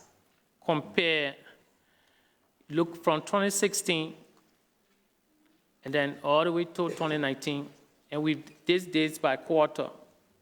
Quarter 4 is the baseline from 2016, and then we got into the intervention years. So you see from 2017 going onward, But the first few quarters of 2017 was the beginning of the intervention. That's where we had the inputs, the training, and all of that. So right just before the training ended, you saw the number of cases have increased. And you can clearly see that the red lines are the not integrated counties. The ones with the green are the integrated counties, which clearly show how impactful the integration approach was effective, so to speak. And then one key thing on this graph you want to look at is the Q3 of 2018. When the cases went down, we see gradually that their cases increased in Q3 of 2018. At this time, there was a specific survey done along with the London School with a program where we saw several cases, including yours as well, which brought much more increase. So there is a peak in that time and also right after the integration started. So we decided to do some business descriptive analysis. We were looking at the combining, when you combine all of the diseases together and look at detection rate, ratio, and then did the chi-square to see if there were any difference between the marginal difference between the competitive counties to that of the integrated counties. And you see that when you combine all of the counties, there was a significant difference, the statistical significant difference. But you see leprosy there was no statistical difference when we did in comparison disease specifically. So we took all of the disease together and then later on disease by disease. So you see that all the other conditions were statistically significant except for leprosy. So like I said, there was significant increase in case detection and improved access to NTD services occur following the adaptation of the integrated approach in Liberia for all NTDs, apart from leprosy.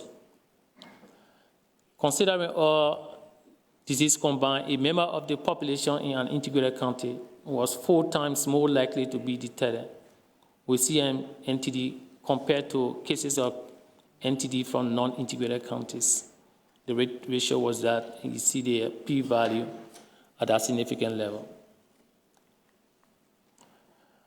From the access side of the intervention, unlike prior to the integration approach, the health system is now reporting cases from over 111 health facilities as compared to just few hospitals just before the integration.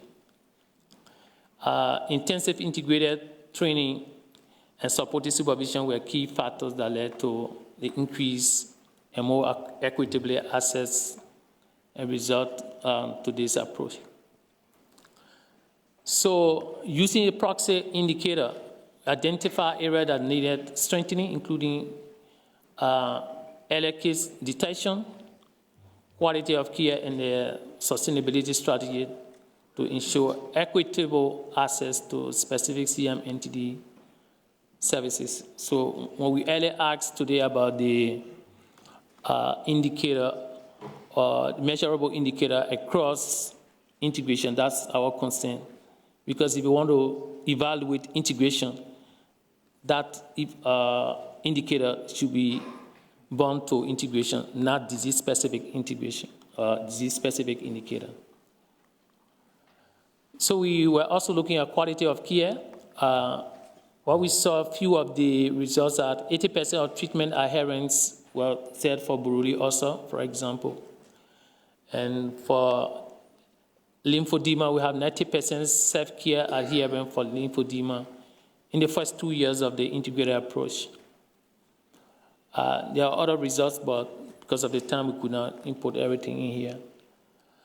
Our qualitative findings complement some of the quantitative results. For example, a county-level participant view that CMNTD affected persons normally adhere to treatment and care, and so a county-level informant had this to say about treatment adherence. He said, our people can respond well to treatment advice we ask them to take. They want to get well. They do not feel fine to be in the condition they found themselves. Our challenge is that we do not always have the supplies for home-based self-care medicine to continue to give them. So that was their challenge that is being reported there by one of the informants.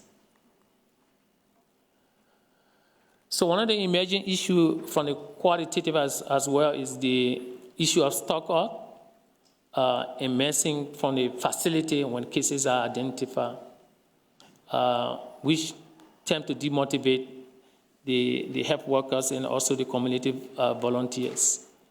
So if from the focus group discussion, we had this from one of the participants. He says, this time we can be scared to send people to the clinic because when we refer the people with big bear, the big bear they refer to is the hydroxy, and then the one with the big sore, which is the Borrelia ulcer, to the clinic, they always tell them no medicine and no material to dress the sore. So when the patient comes back from the clinic, we are the one they are talking to. I mean, they are angry at, and then they take us to be liars. So the community volunteer is saying that they are always being taken to be liars because they send the patient to the health facility. When they get there, they don't get the supplies that they need. So when the patient comes by, they get at them. So just before the discussion, I just wanted to give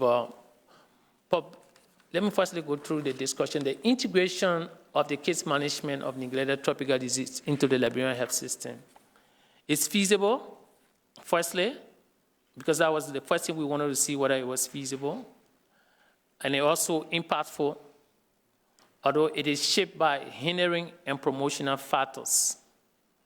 Because it is feasible because it has been embedded in the health system. It has led to improved health system response through improved case detection, enhanced accessibility, availability of services, thereby reinforcing the universal health coverage. However, the feasibility was characterized by favorable and hindering factors. So one of the things we encountered that we wanted to share with colleagues is the evaluating an approach like this should not rely only on statistical analysis. It should be a multi-method so that you get perspective of other health system stakeholders instead of just relying on statistical approach. So sustainability of the integrated approach requires further investigation. As at the moment, most of the supports are only from international partners. WHO to focus on developing or adapting cross-cutting measurable indicators for integration, as we've said before. Just before the key message, there's one slide I was including. I'd like to include the limitation of the study. Firstly is the inability for the researcher to verify the disease or the number of cases that were reported, whether they were accurately diagnosed, because most of them are clinically diagnosed. Because of differential diagnosis, Borrelia also could be taken for other tropical ulcer.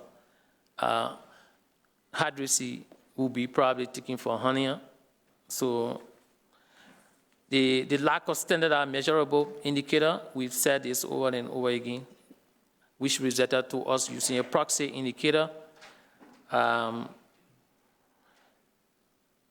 study used a routine data instead of an empirical study data. So as a strength, we use a real world data because this is the data that programs normally take a decision on. And even when programs are asking for resources, this is what they present to you, and not the empirical studied data. So we think we need to push study toward this so that we can strengthen that area of data so that it can help us in decision making. Mm-hmm. Thank you. So, sorry, the time is up. Can you wrap it up in 1-2 sentences? 1 sentence. Thank you.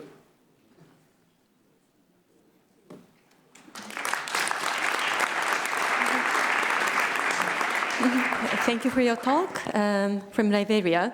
Next, keep your questions with you again, but next we are going to talk from Ethiopia, and this will be an online virtual presentation by Omar Ali and Asra McGinstey from the Amar Hansen Research Institute and also NTD Technical Advisor of the CDT Africa, Addis Ababa University. And the title of the talk is Integrating a Holistic Care Package for Podoconiosis, Lymphatic Filariasis, and Leprosy into Routine Health Services in Ethiopia, the Endpoint Project.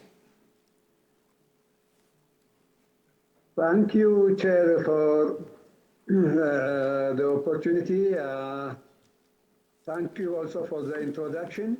So my name is Asrat Mungiste, and Dr. Umar Ali will be presenting on integrating a holistic care aid for podoconiosis, lymphatic filariasis, and leprosy into routine health service in Ethiopia. This is a study conducted in Ethiopia from 2018 to 2022. In collaboration partnership with Brighton and Sussex Medical School, with the support of National Health for Research for Health Research UK.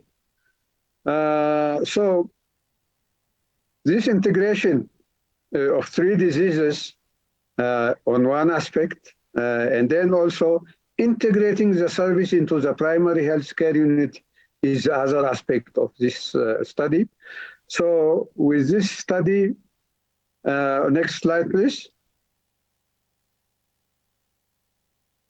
So we have included 3 diseases. One, the most commonest cause of lymphedema in Ethiopia is podoconiosis, Latin word meaning dust in food. Over 1 million people are affected by this disease, and over 1/3 of the total districts in Ethiopia are endemic for this disease.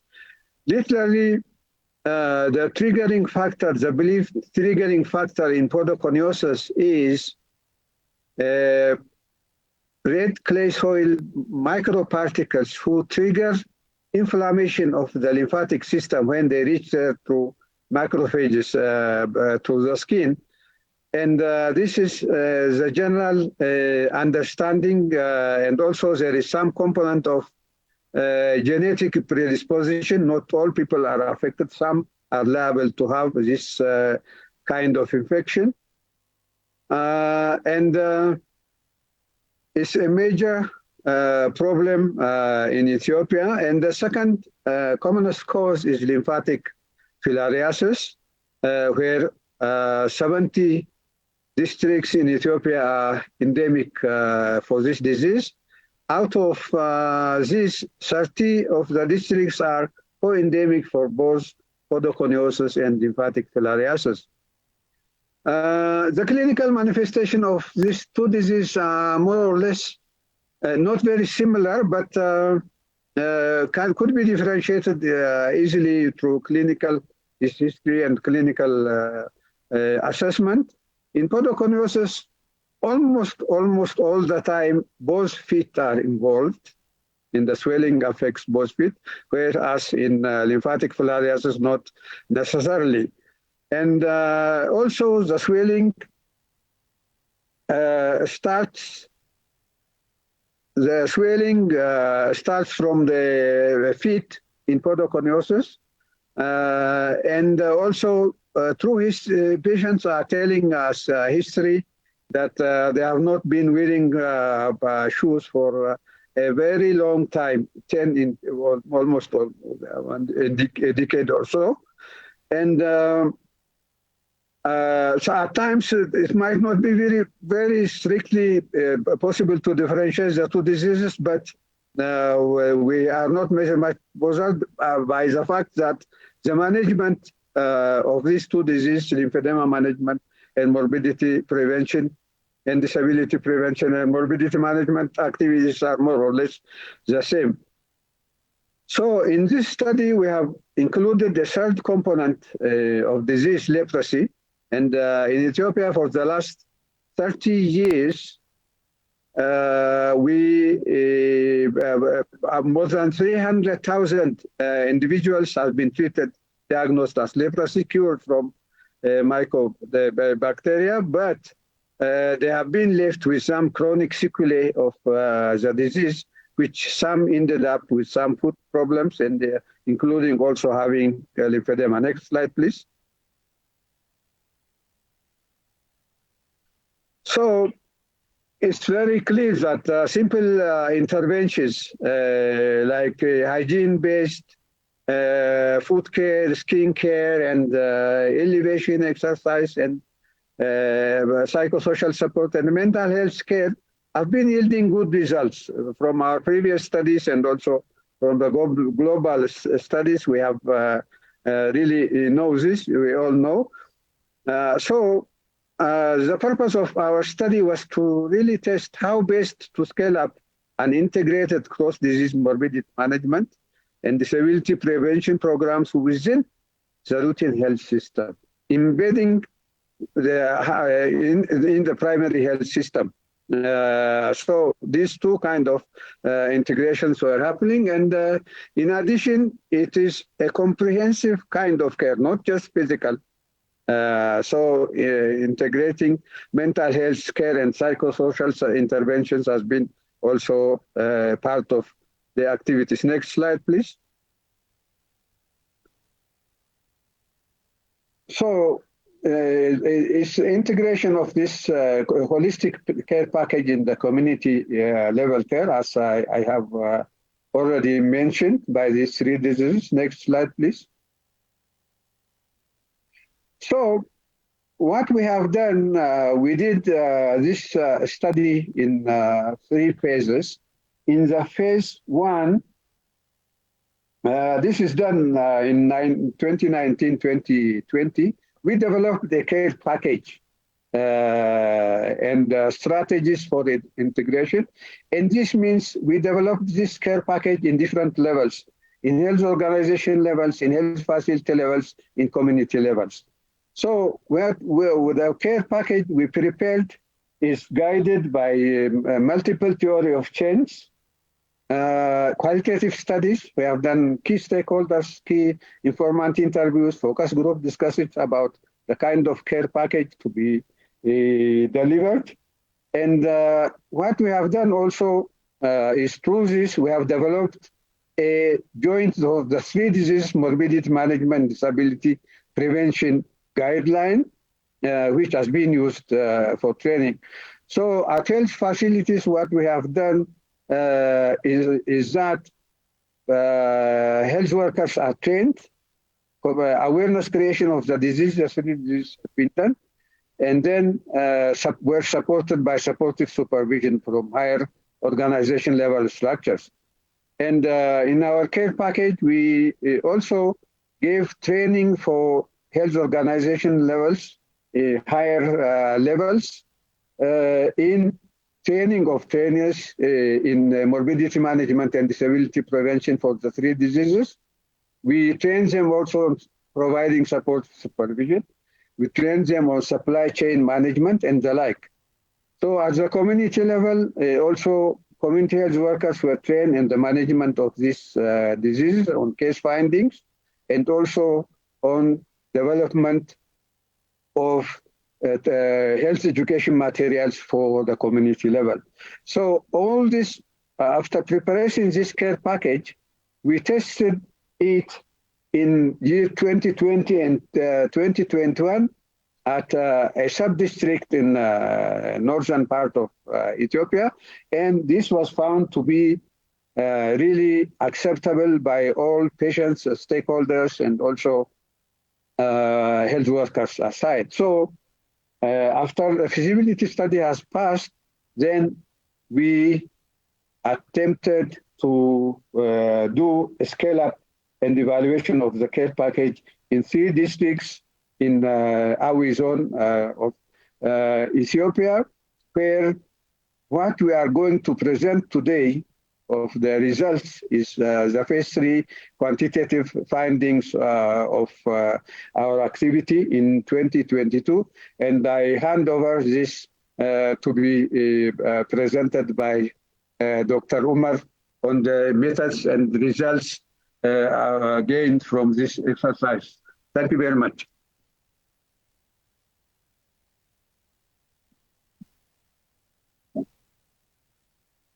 Thank you very much, WHO, for this opportunity.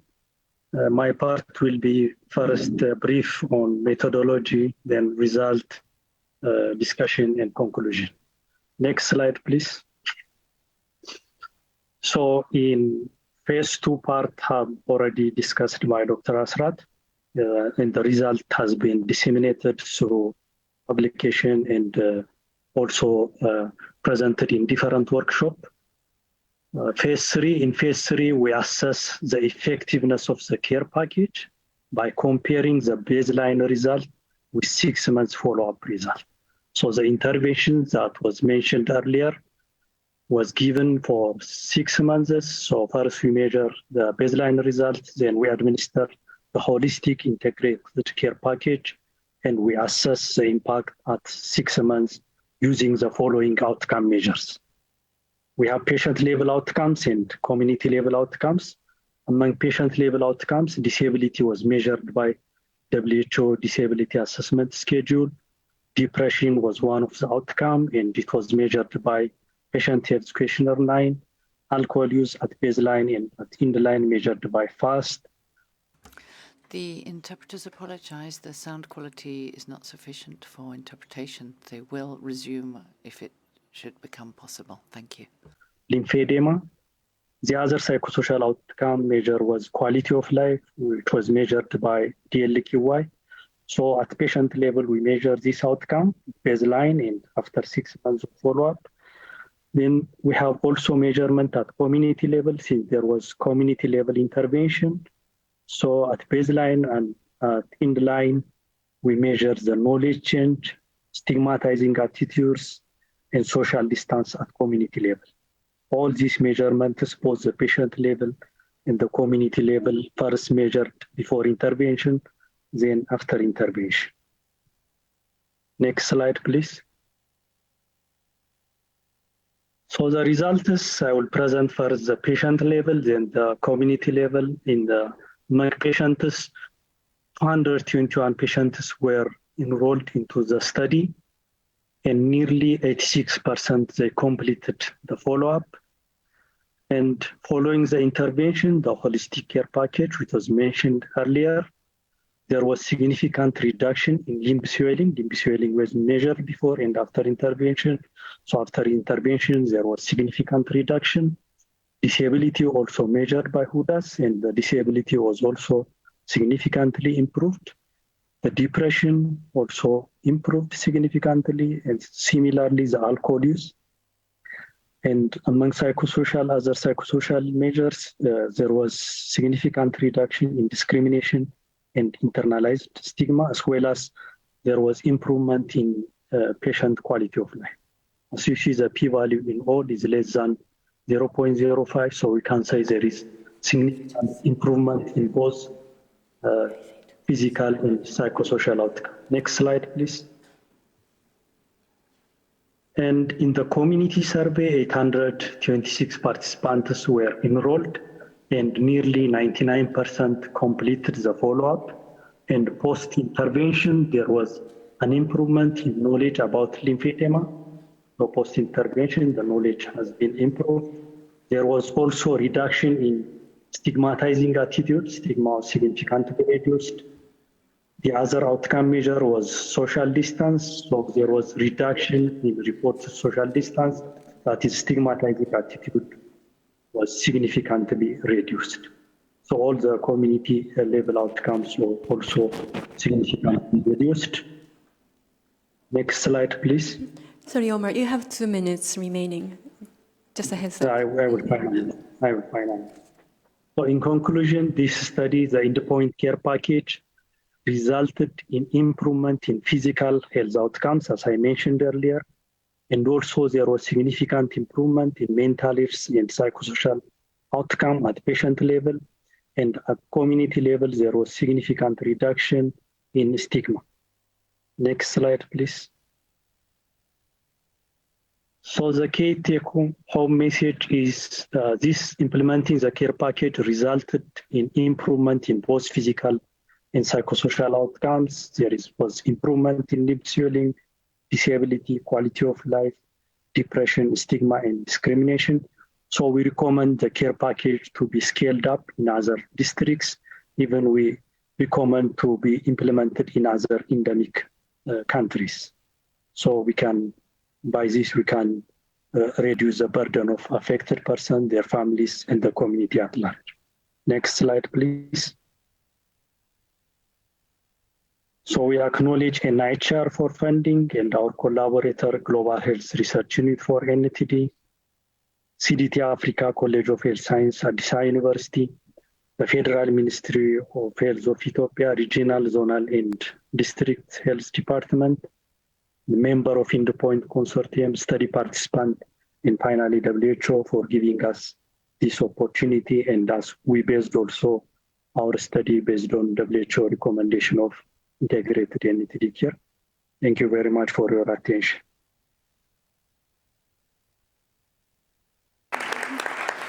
Thank you so much for this presentation and very inspiring work from Ethiopia.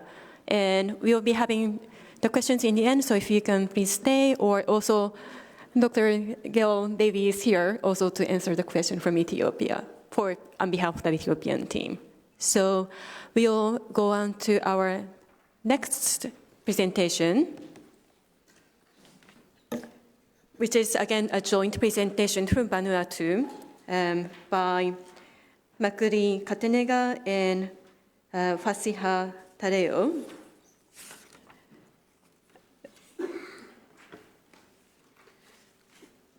They're from the National NTD officer from the MOH Vanuatu and also the NTD focal person from the WHO. And they'll be presenting on the integrated NTD control in Vanuatu. So thank you. Thank you, Jeliti. I'm Maklin Karai Katenga, National NTD Officer. Okay, an integrated neglected tropical diseases in Vanuatu.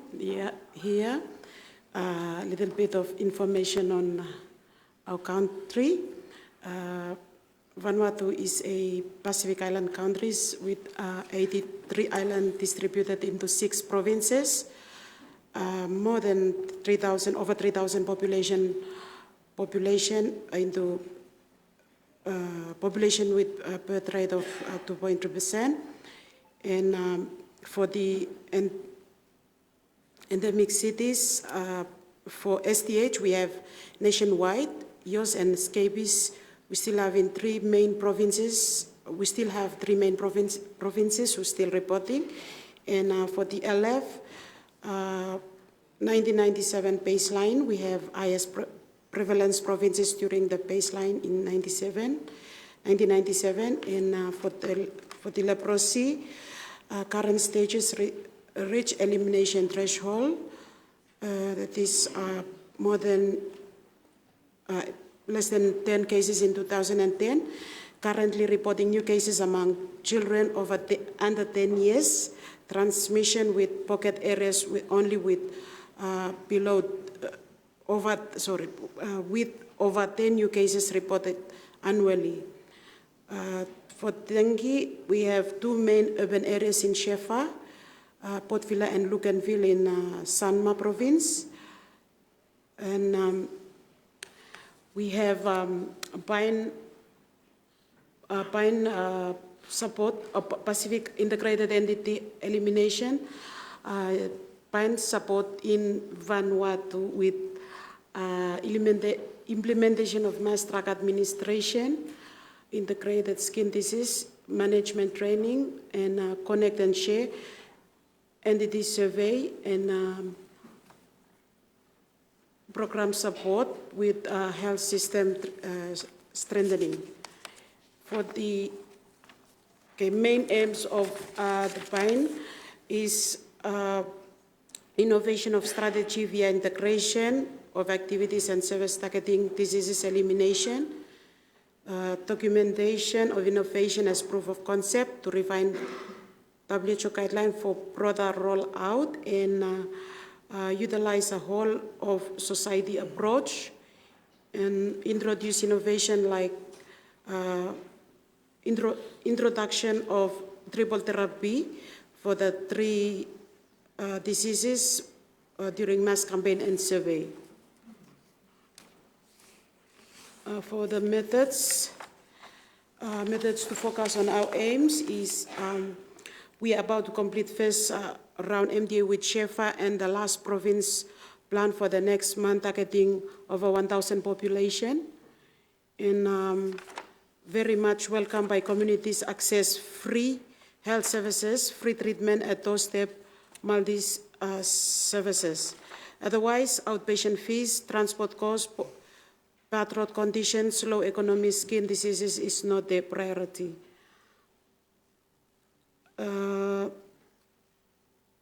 Strengthening health and increase health services at the peripheral level, increase health workers' knowledge on skin diseases and management, increase communication among health workers with provincial and national, and increase reporting coverage, and program understanding on the impact, increase program understanding on the impact of intervention, and decide on way forward. MDA results so far. Target population for the MDA, approximately 75,000 for the Tafea and Sheva province. It was last year, 2022. And we were looking at approximately 75,000 people, and total number of community members participating in MD over 6,000. Skin screening, referral, and follow-ups. We have 193 suspected YOS with YOS-like lesions, and confirmed YOS was 14, and 9 suspected leprosy with 3 clinically confirmed, and over 6,000 cases of severe skin diseases. Next. We have also acceptability study who was implemented by one of the NGOs, Red Cross. Then the result was, the acceptability study was for the integrated activities. And the result shows 67% who strongly agree for the integrated campaign, and 50% of people who strongly agree for integrated referrals.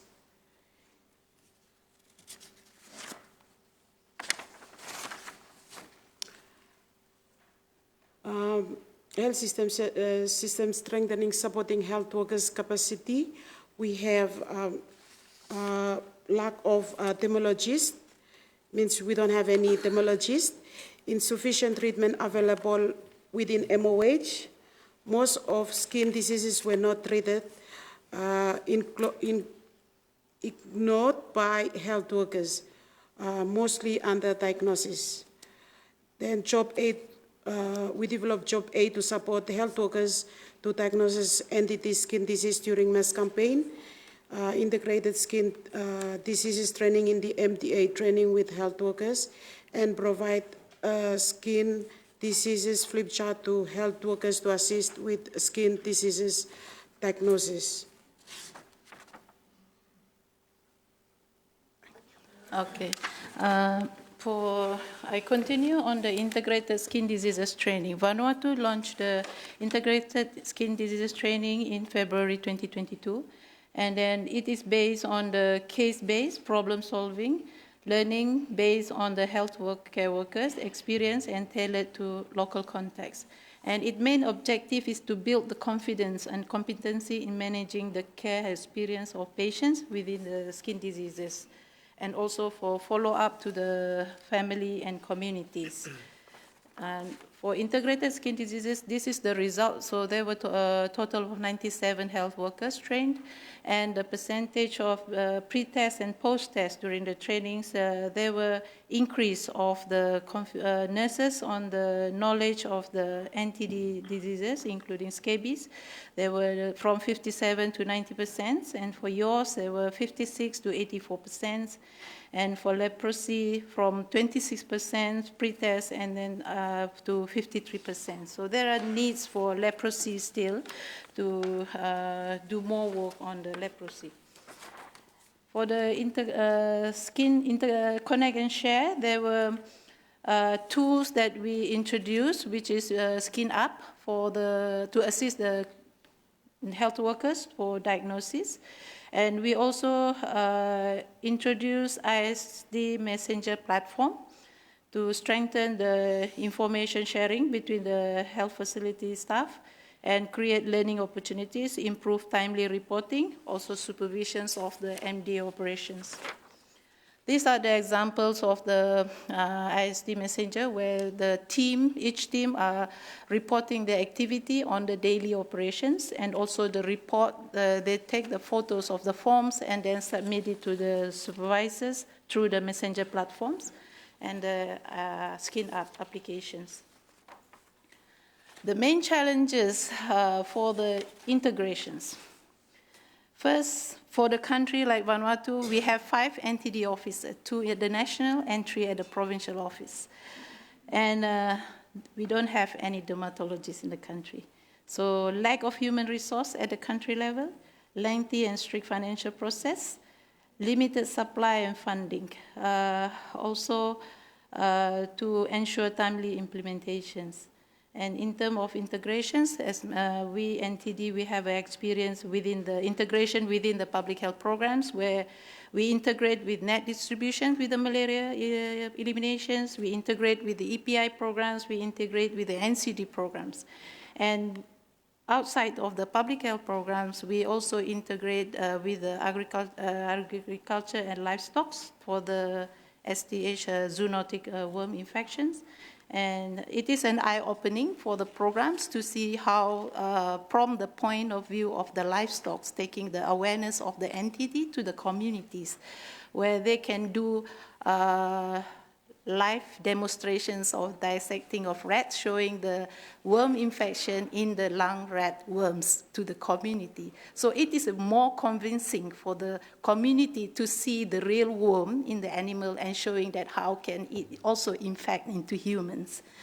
And then also within the, currently we are doing is within the NTD integrations, where we have a combination of treatment, as my colleagues mentioned. We do have integrations of ivermectin combination with albendazole and azithromycins. For the MDA, with the increase of number of tablets, it is also a concern for the programs. People are getting scared to take the MDA. If there are any ways we can combine these drugs into one tablet or reduce the number of tablets, which will be more, I think, better ways to advocate integration, combination treatment. And then also pharmacovigilance systems are weak in the country. So in terms of more combination treatments and more integrations with other programs, public health, EPI, immunizations, so risk of side effect, especially island setting country, we are very remote, and more information is required for the country. There are more forms to fill for the operational teams. So it is a very challenge with the limited skills of the staff. and heavy logistic arrangement, referrals and follow-up at the health facility after a month of the MDA, also a challenge to the programs. And also for the impact of the pandemic, COVID vaccination refusal also impacting MDA treatment. That's we experiencing. And yeah, I think for the current plan for this coming month is with the 2 Category 4 cyclone hitting Vanuatu, and to be able for the program to be able to implement MDA to continue, we are in the state of emergency. So we have to use the MDA as the response to the disaster. So we're going to integrate it with other leptospirosis advocacy, also measles campaign, so how we maneuver within the situations that is happening in the country. So these are the current situations in Vanuatu. If you can see that Vanuatu are among the last country that we have COVID-19. So we have received first case in 2021, and we see that for the YOS situations, the program has done a lot, and the number of cases has reduced to even below 50 cases by 2020. But due to the pandemic, most of public health was suspended, so until 2022, last year, the case has risen again to over 124 cases. And for scabies, we have reduced the cases to 2019 with over 1,600 cases. And in 2016, we reached LF eliminations, and 2017, malaria eliminations in southern provinces. And 2019, where COVID come in, and then the case of scabies has risen, and 2022 to over 3,500 cases. And even February, January this year, with we seen outbreak in the evacuation center, where area affected with the tropical cyclone Judy and Kevin, and also within the community. So I think with these are the situations that we have now. And then we would like to also acknowledge these are the partners who are supporting the programs throughout the LF elimination, trachoma eliminations, and yours at the moment. And we also like to acknowledge the support from the partners and also the people of Vanuatu who has been continuously taking medications since the year 2000 until now, how many rounds of MDA we've been implementing. So, and last key messages for us is, can we eliminate yours eliminations by 2028, 2030? So we will say, thank you.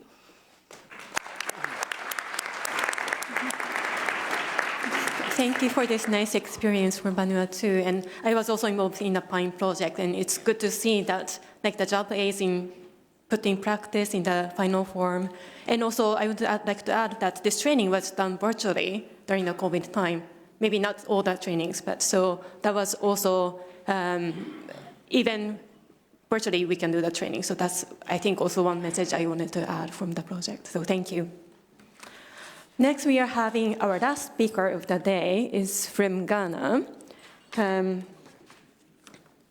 Let me introduce Dr. Benedict Guao, who is the program manager of the National Leprosy Elimination Program of Ghana Health Service. And he's going to be talking to us on integrated management and control of ski NTDs in Ghana in 2022. So thank you. Thank you. It's a difficult thing to be the last presentation for the day, but hopefully we'll all stay up. I'm going to give a snapshot of integrated management and control activities for skin NTDs in Ghana in 2022. This is by way of the outline. So the skin NTD programs in Ghana are essentially the CM case management NTD programs are standalone programs, but they are all within the disease control department of the Public Health Division of the Ghana Health Service, which is the main implementing agency for the Ministry of Health. So you have the National Brewery Ulcer Control and YORS program, which at the start, before 2018, was actually two separate programs. But due to the effect of increasing integration, that program has been combined into one, for instance. Since 2018, when we started the Integrated Skin NTD project supported by NSVED, we have increasingly worked together, you know, so Buruli ulcer, YORS, and more recently cutaneous lash activities are being increasingly integrated in the regions and the districts. So we are presenting a snapshot of what we've done in 2022, which really is the height of our activities with the Integrated Skin NTD strategy. There were four main interventions, the first being carrying out an integrated case search in 450 hard-to-reach areas. I realized earlier on there was a question asked about strategy for hard-to-reach areas. Maybe we would give some insights into what we did in Ghana. To carry out total targeted treatment for YORS in 15 districts, to carry out total community treatment in communities that had been selected because they were recording more than 5 confirmed YORS cases, and then to also pilot the SDR PEP intervention for leprosy in the 2 most endemic regions. Next slide. Next. It's okay. So with a hard-to-reach area case search, the districts had to identify areas, whether be it far distance, road, being far away from urban settlements, wash status, areas that were likely to harbor skin NTDs. And we trained healthcare workers, CBSVs, who are the volunteers, and carried out active case search using the house-to-house and school screening approach in order to achieve as high coverage rate as possible. And the target was 90%. In some districts that hitherto were not cutaneous lash reporting districts, there were some suspected cutaneous lash lesions, and they were also appropriately investigated. You see the map of where we carried out these active case searches highlighted.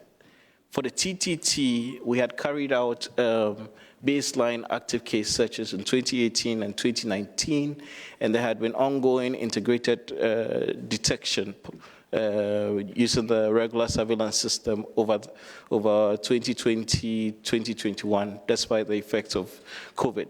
And so we localized the houses of these cases. Healthcare workers who had been trained visited those homes. The contacts were listed, tested with RDT. If they were positive, we tested them with DPP, and then we treated all the contacts. We also had to do same for the contacts of any contacts that tested positive, whose contacts may not have been within the household.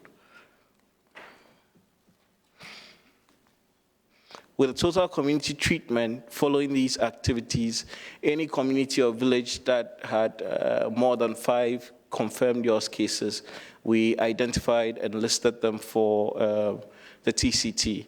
And we developed a YORS MDA register where the CBSVs listed all the targeted individuals, and then trained healthcare workers, those the registered inhabitants.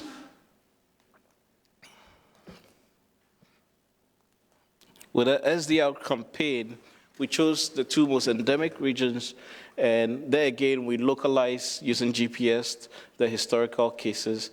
And then we carried out, within the campaign period in April, with healthcare workers, visits to the homes to actually screen and dose them with SDR-PEP. So these are HTRC findings. You'll realize that we reached a total of 82,366 in 453 communities. Initially, we had wanted to have 10 per district, but using the criteria, they had to reach areas differed across the various districts. We had 67.8% of the suspected BU cases being sent for PCR, 118 in all. That was 0.14% of the cases. For leprosy, that was 0.12% of the cases, a very low prevalence, but 21% of those ended up being confirmed for leprosy. If you consider that the whole year we detected 273, then that was a really high yield in these 453 areas. And for yours, that was the condition with the most suspected cases, 4,763 in all. And eventually we are having 4.7% being confirmed and 94.2% treated. We also followed up with the contacts for those cases. Here, we are looking at about 2.5 contacts per case, which is low. But then again, they only dealt with the contacts that were available. You realize from the data that about 11% of the population we screened had skin conditions. 5.78, about 6% of them were suspected to be NTDs, and a much lower percentage ended up being skin NTDs, which highlights the importance of having a whole skin approach. And those cases were actually referred into the health system to be managed. Then with the TTT, we reached 4,438 contacts for 532 cases, a much higher contact case ratio. Here, we actually went purposefully for that. Index cases and contacts had been pre-informed, so we were able to achieve a higher contact case ratio. We tested 50% of the contacts, and we would have expected 100% of those to have tested positive for RDT, because the RDT is supposed to be lifelong when it's positive. But interestingly, we had only 66.9%, which constitutes 33.46% of the total, being positive. There again, we treated those that tested DPP positive, and also those who were contacts of positive contacts, And in all, we reached about 4,438 contacts, as I said, and a significant number of them, or 138, which was 3.111%, tested positive, which highlights the importance of actually treating contacts, and maybe the reason why some of our previously treated cases were testing positive again. With the TCT, in 9 out of the 15 regions, there were communities that met the criteria we had set, 61 in all, and we went in there to dose everybody in the region, in those districts. We, however, registered only 90.9% of the estimated population, and we were able to eventually dose 91% of the population. We had 829 refusals, which is high, and 859 were excluded due to conditions like pregnancy, illness, or underage. When you look at the data, yes, we scored above 90% for coverage, but then in about 9 communities, we actually didn't achieve an 80% coverage, although out of the 52 that went above 80%, 42 were above 90. So yes, we have a high coverage, but when you unpack the data, you realize that in some areas there are challenges with achieving high enough coverage. With the SDR PEP, we took historical cases. 71% of them were able to localize, and we had 14 contacts per case in terms of that localization. Subsequently, can you help me with the, Stephanie, can you help me with the, it's a bit slow. It's not. Subsequently, we reached more contacts during the campaign, so it went up to 80%, if you can help, and then reached more contacts during the campaign, so that now we're dealing next with 19 contacts per case. So these were eventually screened next, and 5.8%, nearly 6% didn't meet the inclusion criteria for SDR PEP next. 96.4% of those were counseled for SDR PEP. We only had 5 refusals, which was a good finding. But we were able to only dose 84.1% of the eligible contacts, giving us an effective contact case ratio of 15:1, which is lower than what we hope we'll get, above 20. And the next, please. There were no serious ADRs or deaths. Next, please. These are some pictures from the community activities, the school activities, community members being dosed, and in the bottom right, a contact being examined at home. There was a suspicious lesion which was being tested for sensation. Next slide. What has been an impact of all the activities we've done, not just the 2022 activities? We know that in 2 districts, we don't have any indigenous case of yours. We actually got 1 case during the HTRC, but the history was that it was an imported case. We have districts that were previously silent that have reported cases, like WA had a case of Bruley ulcer, and yours. AOB never had a leprosy case. We wouldn't have naturally gone there to look for leprosy, but we went looking for skin NTDs. We found leprosy. And for one of the districts in the OT region, which never had CL, those lesions that looked suspicious, a lot of them came back positive. In fact, we're going to have another presentation from Noguchi. Richard is going to present that and let us know more about that. Next slide, please. Our challenges, but then some of the challenges have to do with disruptions in changes, from changes in the health care management, and also staff attrition. We need to train more people to overcome that. When Inigo presented, he mentioned the regional level challenges. We needed to do a lot of oversight, advocacy, so that the regions will not move our health managers around. CBSV attrition is a big problem. You train them, but there are other economic activities they will want to engage in. The refusals are also another issue which we need to investigate and improve. And generally, there's insufficient knowledge of the disease in the population. What are our conclusions? I mean, targeting hard to reach areas with conditions that promote NTDs makes sense and yields cases. It's advantageous to treat contacts to prevent reinfection. We think that mass administration of drugs, whether azithromycin or SDR PEP, is feasible in our contacts, but we need more work to investigate and reduce the number of refusals.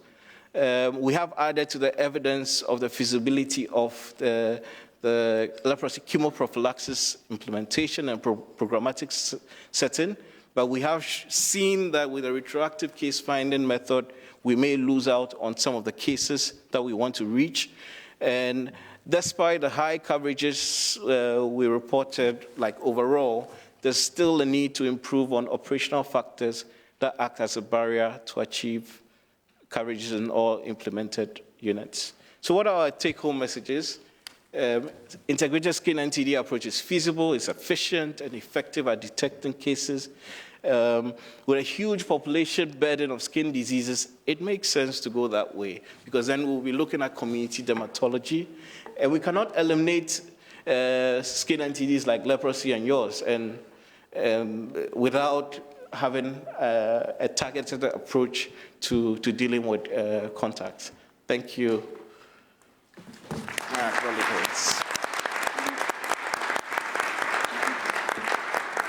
Thank you, Benedict. And with interest of time, we will just jump into the question and comments. If you have anything from the floor or from the online participants, yes, please. Please state your name and affiliation first.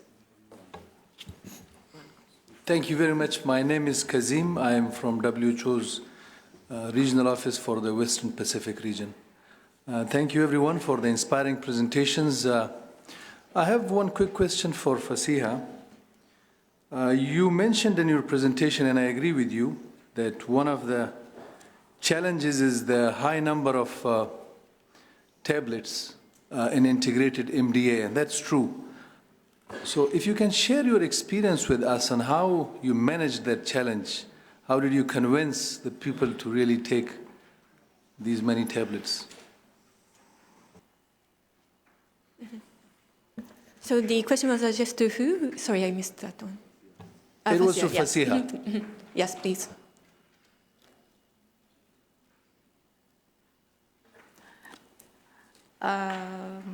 It is to do with the awareness, how we develop the key messages, and also in terms of clear informations on the side effects or any risks that people are going to experience when they are taking the medications. So that we have developed. And also the pharmacovigilance, we also have a system established where every team, MDA teams, are supplied with the forms to report if any incidents of severe adverse event, and then come to the programs and then to the WHO. Thank you. Thank you. Yes, we heard a lot about awareness. And then Michael Marks. Hi, yeah, Michael Marks, LSHTM. My question is for Benedict. Well, I have a comment, I guess, and then a question. I guess my first comment is I'm not surprised that not 100% of contacts were positive on the RDT. I don't think we would expect every single contact of a yours case to also be seropositive. Certainly when we've done surveys in other places, we haven't seen that. So I would think 2/3 being positive is completely normal. And secondly, I'm just interested, why did you choose to even test all of the contacts? Certainly the WHO strategy document says just treat the contacts, and the drug is donated and the tests cost money.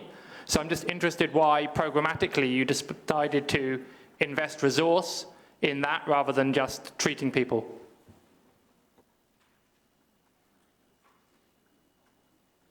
Thank you. First, the point about 66.9%, I was referring to the cases that were followed up and tested again. So they had been confirmed DPP positive earlier on in 2018, 2019, and then a few of them in the years after using the routine surveillance system. So we tested them again. Again, this was a pilot project.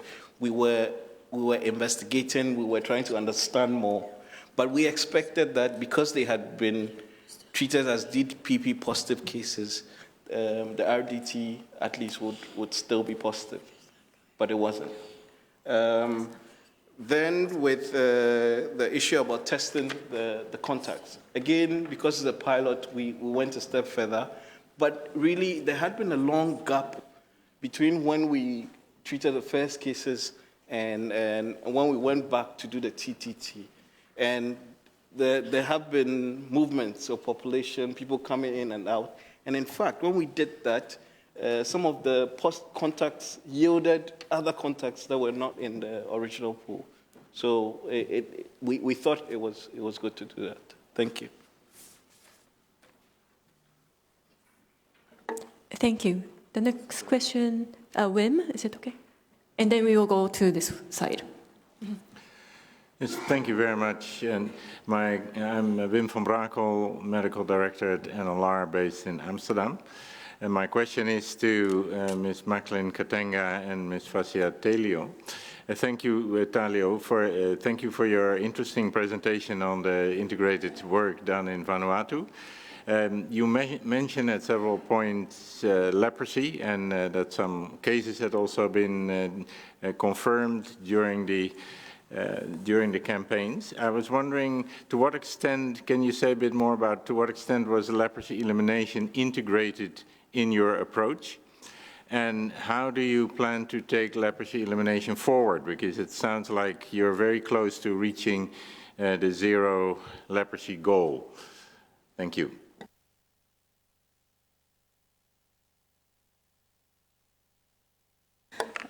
Thank you for the questions. Yes, as mentioned by my colleagues, leprosy, we actually reached below elimination